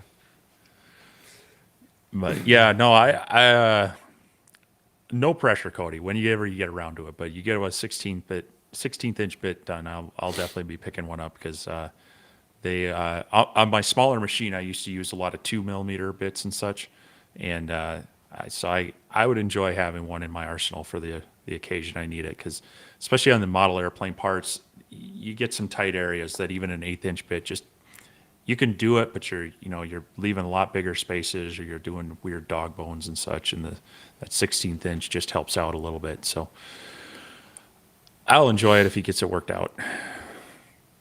that'll be cool. You know, Oh, whatever, Brian, whatever. No, the box I couldn't burn it. It was raining. It would have just got wet, and then it would have took me a week to let it dry before I could burn it. So I put it under the porch. I'm gonna actually use it as kindling to get my fire pit going. It could have been a even though it's Bigfoot, but it wasn't. even though it's all wet. No, it's not wet. It's under my porch, or it You was. know. It's still mostly under the porch. It just fell towards the outside. But it's that big white box. So here's a question: if you're starting today, would you buy your laser engravers first or plasma or CNC? Asking for a friend. I can't have a plasma. Ki- What is this gonna? Is that on Brandy's no list or? No, there's too much sawdust in here. Oh, okay, If yeah, I yeah, fired up a plasma in here at this point, there would be an explosion, and this place would go up like a raging inferno. yeah. I hear you on that. That's I'd love to have like a small. I'd have to wall off a section back here or something to do some metalworking. Have a plasma table and a welder, but yeah, as far as a CNC router versus a laser, I actually started first with a CNC router. A friend happened to have one, started using it. He decided to upgrade, sold it to me, and then I eventually broke into lasers with my CO2, which you can kind of see just a little bit of it there. It's turned into a shelf. It doesn't have as much on it. There's like 5 things on it. It's, but there's a lot of overlap between them as far as what you can do. But there are definitely things that a CNC router is better at and or can do that the laser can't, and vice versa. I would say a laser, especially these desktop dialed lasers, is easier to use. Um, there's there's definitely things that can go wrong with either of them, but with the CNC router, you got to have your hold downs correct. You got to have your speeds right. You got to have your feeds right. You got to know what kind of bits you're using for what purposes and such. It's not so much of put piece in laser, fire at it. Did it burn up? Okay, back off your power. Did it not leave a mark? Increase your power. It's just a little bit easier to get into the lasers, I think, without having quite as many failures. But they both have definitely some advantages and drawbacks. So it's going to fall back to what you really want to do, and or like me, I had a friend who had a CNC router. I got into CNC routing first. That Yeah. that helps a lot is when you've got someone to kind of coach you along. Kind of get into what they're doing, get your feet wet with it first, and then maybe expand from there.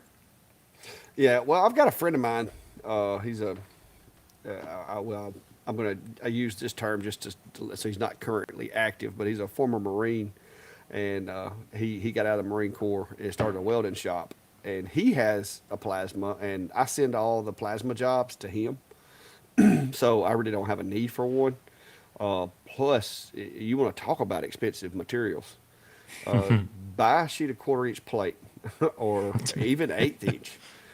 That's when you get into some expensive materials. Uh, he has like I said, he does welding, so he uses it to cut out parts for building. Like he can literally cut you out a bumper for your vehicle and weld it up and put it on there if you want, like one of those off-road bumpers or whatnot. And so I send him anybody that wants something that has to be done with a plasma. I send it to him. So I really don't have any need for one because if I needed it, he's done told me if I'll come down there because his wife actually runs the machine because he's not the most computer savvy person. So his wife usually winds up doing it, but he's told me anytime I want to come down, I can come down there and make my file, bring it, and use it, and pay for the materials or whatever. But I do hear that they go through tips a lot.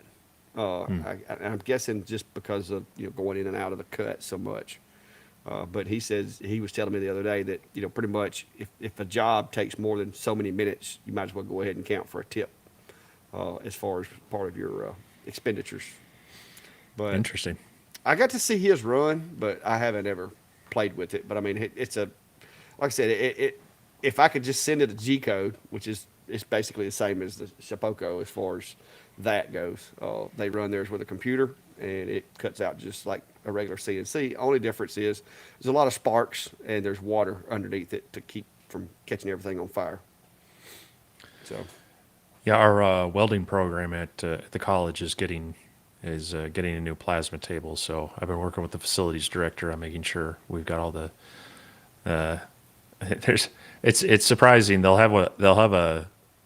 get a donation of a plasma table in this case, and the amount of time and money we have to spend preparing the space for it from power and data and electrical and software and whatnot. You're like, boy, this sure was a nice donation that we spent a lot of money on. But it's a cool tool, and the students will really enjoy it, and I'll get a chance. I mean, I can't use it myself. I can learn a little bit on it, but in a state institution, there's definitely rules against improper use of stuff for personal gain. But yeah, it's something there. It's nice to have a friend that has one kind of tool. oh yeah. Burn Car Print is asking if you only had the choice of two lasers and you already have a diode laser, what would the other one be? A CO2, the F, or the F1 type? If you only had a choice of two and you already had a diode, the next, I would say probably from my perspective, because I look at which ones I can make the most stuff with, I would probably have to have a CO2 next.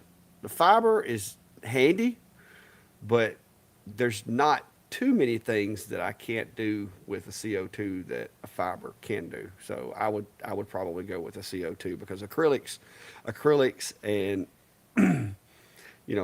stuff like that would be more of a go-to for me than the metal, I think. What about you, Steve? What would your pick be? Yeah, that is a kind of an interesting question and a little tough to answer in that realm because you can do a lot. You can play with a lot of acrylics, but you're going to get hung up on certain colors and the clear and transparent ones a bit. So that's where a CO2 is definitely going to shine. Also, if you're doing a lot of production, the CO2 may help you speed up your processes, and so there's definitely some good options there. But to go to something completely different, if you've really kind of tapped out what your market is there, getting into some of the metal stuff. Now, if you're going to go to the extent of getting like a real high power, 60 watt or higher, galvo, like a MOPA galvo that you can do some deep engravings, 3D engravings in a metal, then that kind of opens up a whole new world of different things you can do.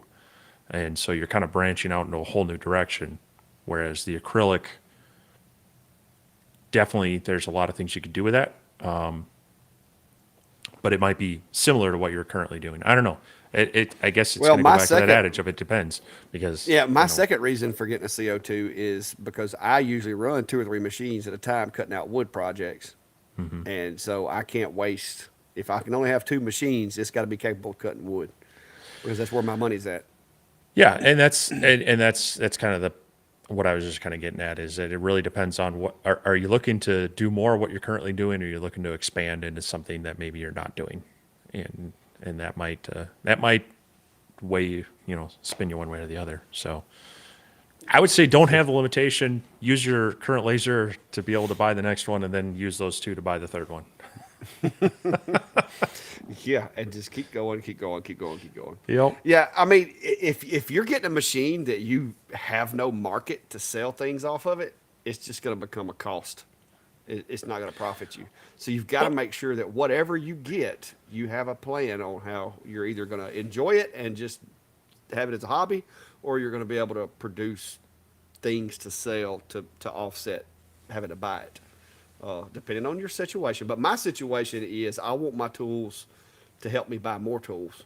And so I have to make sure I have a market for it and that I'm capable of generating revenue with that machine. So, And I mean, in my case, it definitely depends on where your business goes. I mean, I used to do a lot of production of, I was making lots of airplane stands, lots of glue caddies, a lot of the same things that I wouldn't say mass producing, but I was batching out a lot of the same things to restock my stores, ship out mail orders, go to my, flying events and sell there.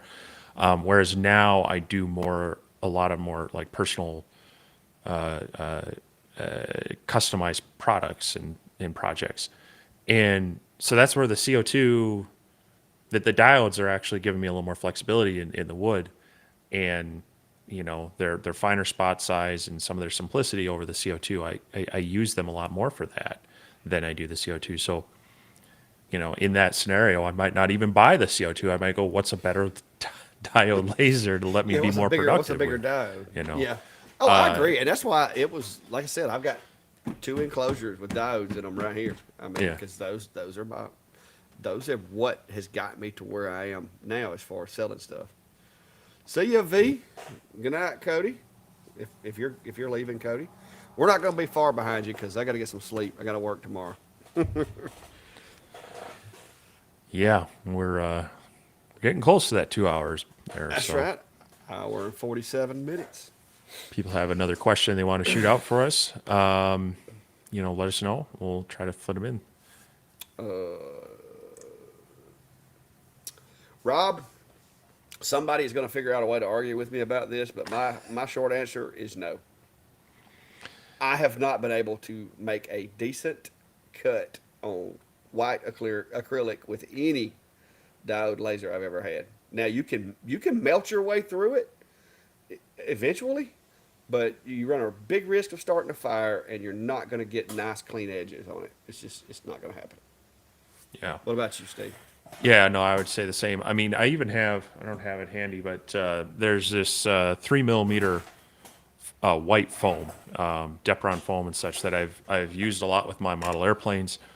It cuts like butter with the CO2. It cuts very easily with a razor blade. It's not dense and heavy like the acrylic is.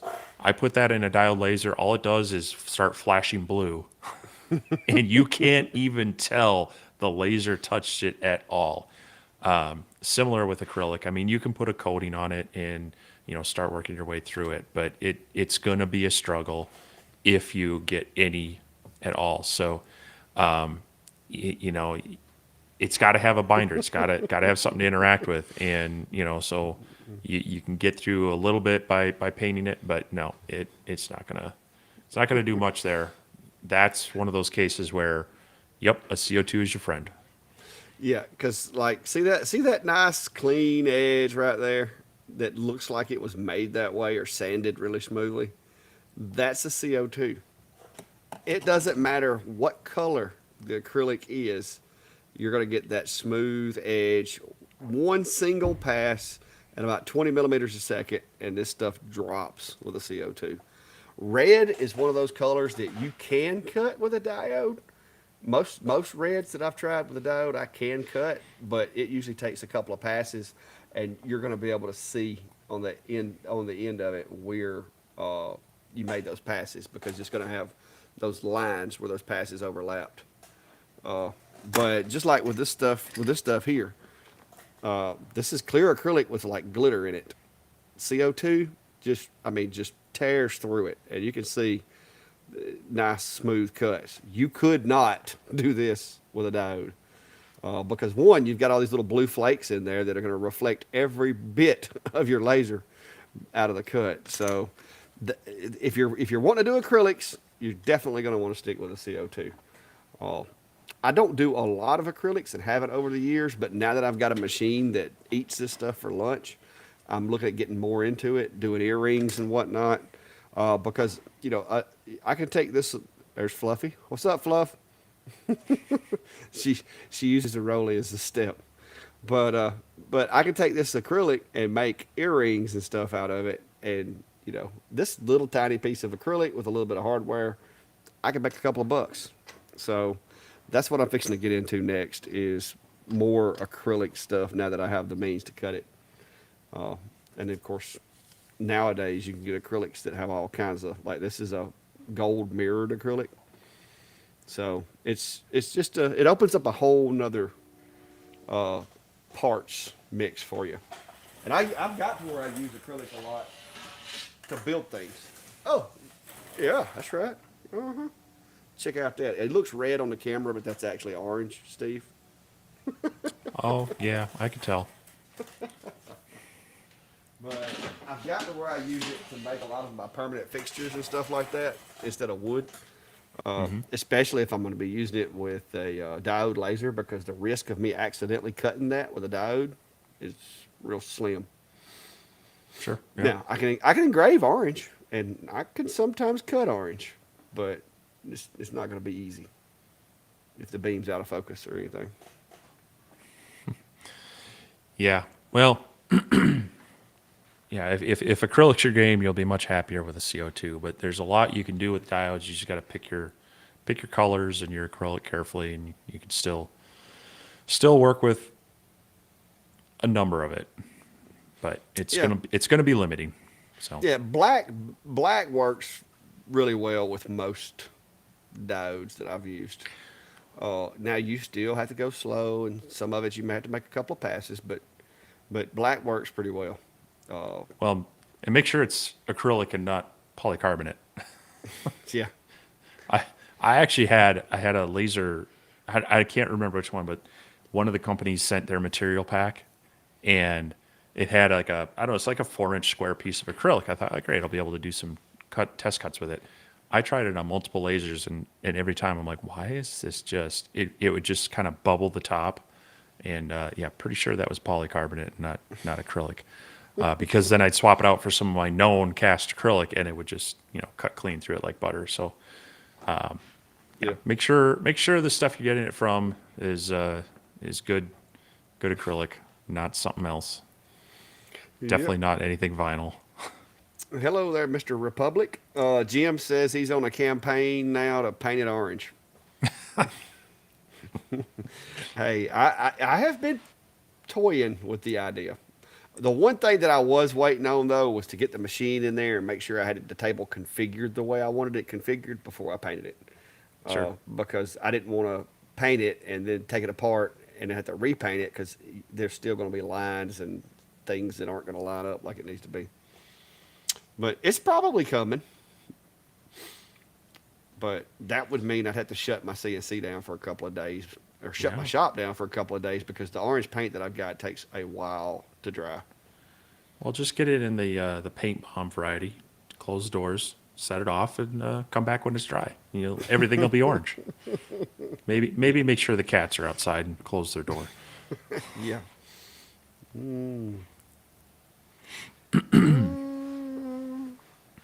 Uh, Michael, I haven't really had a problem. Everything that I cut or engrave or work with on all the other machines, uh, I haven't had any problems with any kind of consistency in it. It does a really good job on my stove covers, and that's what it spends most of the time doing.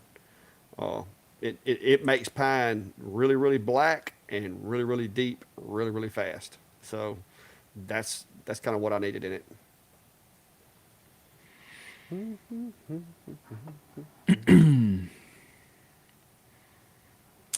Um, Yeah, hobo. yeah, you got that.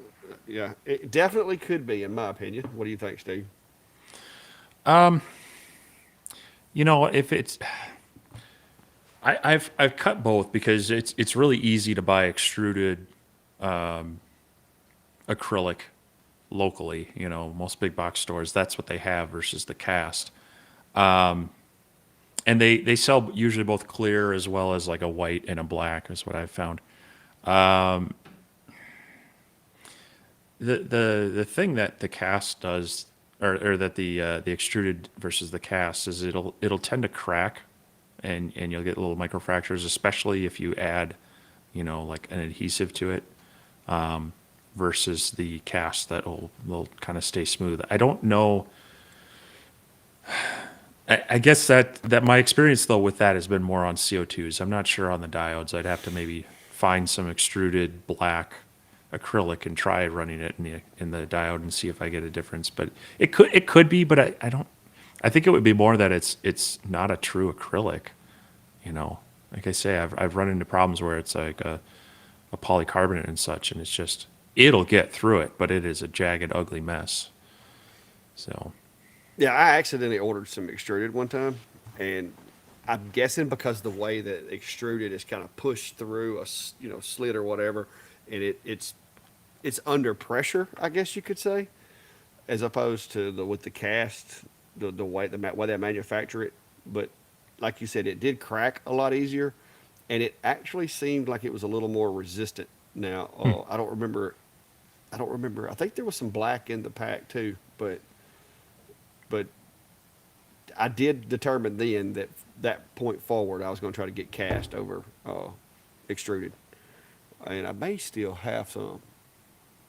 Yeah, that'd it be was. I got it. I got it from my buddy at CNC Trophy Shop. He was cutting it with an actual cutter, using it for like backends in plaques and stuff. They were cutting it with a actual physical cutting machine as opposed to a laser, and I could not cut through it at all. I still got some of it over there because I didn't throw it away just in case the CO2 would cut it. But it was black, but I could not cut through it whatsoever. Like it would just, it seemed like it would melt it, but it wouldn't make a clean cut. And if it ever yeah, did try to cut through it, it would like melt back together behind the laser beam. yeah. So it could be, Interesting. but it also could be other stuff as well. Focus is kind of important with acrylic. I try to center my focus to the center of the material Yep. with a Yep. diode anyway. Well, as with anything, always try to order factor into your cost some practice material to get your settings, to get it figured out. Even if it's a known material of a serious or a similar place, but maybe a new source, you're probably going to want some extra just to make sure things are the same. But Sharon, if you're using X Tools acrylic or some decent acrylic, the problem may, and this just sounds counterintuitive, but the problem may be you're going too slow. Because I will tell you with acrylic, if you go too slow, like I said, it will heat up to the point to where as the beam passes it, it's still at its melting point and it will stick back together behind the laser. And if you look, you'll have a line on the top and a line on the bottom, but it won't come apart because it's actually welding itself back together behind the cut. So you may actually want to try speeding it up. If you're using a D1 20 watt, then I want to say 3 passes was usually what I would run, but I would do like 12 millimeters a second at 100% and 3 passes on black to make sure it didn't seal behind the cut. Because if you go too slow, it'll get too hot and it doesn't cool in time before the material like closes back on itself. So you may actually need to speed up, which sounds counterintuitive when it's not cutting, but with acrylic, I have had that happen to where it just welds itself back together. yep.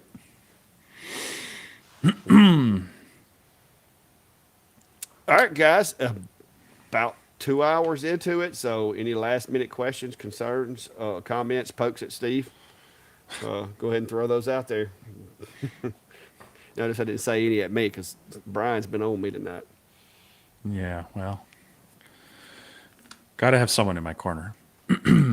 Oh, well, now, Sharon, if you're using it as a P2, using an excuse to get a P2, well, then absolutely. If you can't cut acrylic, you need to go buy a P2. I hope that helps. Well, you get the right bit, you can cut it with a CNC router as well. Yeah, a zero flute. I've been doing my research just so where I can play around with some later. I've been looking for some of that composite wood that's not wood, Oh yeah. that PVC-ish stuff. Yep. I can't find any of it anywhere around here except for little 2x2 pieces for door trim. I think Home Depot might stock it or be able to special order it depending on your store. Yeah, I don't think. It's not cheap, but for making outdoor sign type stuff and whatnot, and it's very very smooth and clean to uh, to mill out. So nice material to have, but it's not cheap. Yeah. Well, I was looking for like a 2x10 of it. Yeah, I'm not sure on that. I see it more in the 4x8 sheets. Yeah.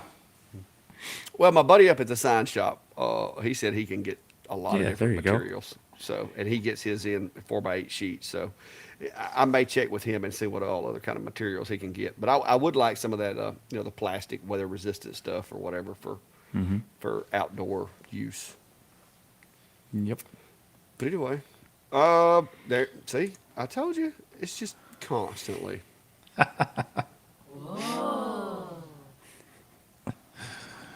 Well,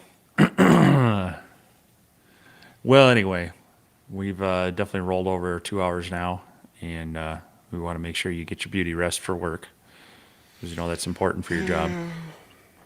Yeah. Well, I started a countdown the other day. I think I sent it to you, didn't I? You mentioned something about it. It was like 500 and something days. But yeah, I currently still got to go to work tomorrow, guys. So unfortunately, we can't stay home and play with the CNC tomorrow or the lasers. But I would love to. I would absolutely love to.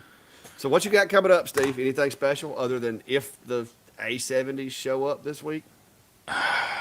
I got some project videos I was hoping to work on now that I got the X tools set up nicely here. They, gosh, I don't know how long ago it was, but it was within the past week or so. Adam Stack did give, I think, both of us an update on those X70s that we might see them within, I think they said, 10 days or so. So hopefully we're maybe halfway through that. We might see them this week. So that'll be coming up. And I may have another small Galvo style laser waiting to find out to see if that's coming through. So, but trying to spread those out. I got a number of projects. I was glad I got the exhaust stuff worked out. That was kind of a nice thing to do, and drop that video out there. And I'm going to continue on with a few of the other projects that I've been working on, making more hopefully some project videos that can inspire people to play around as well. So I don't need an AC today. It was actually very cold, but it is on the list. And so that was part of cleaning out this side of the shop as well to make it easier for me to bring someone in and hopefully take a look at that. And although I was watching some weather things, they're saying we're going to flip from El Nino to La Nina, which usually means a cooler summer for us. So I may stretch out my frugality on putting that off for a bit longer. But I don't know. I've got more things to go in the shop, and also I see a few of you did put your names in the form, so I did just update the map. Hopefully those dropped, and we're sitting at just under 400 pins on that map. So if you haven't done that, hit that form up, get your pin on the map. We'll be over 400 members listed on there as well.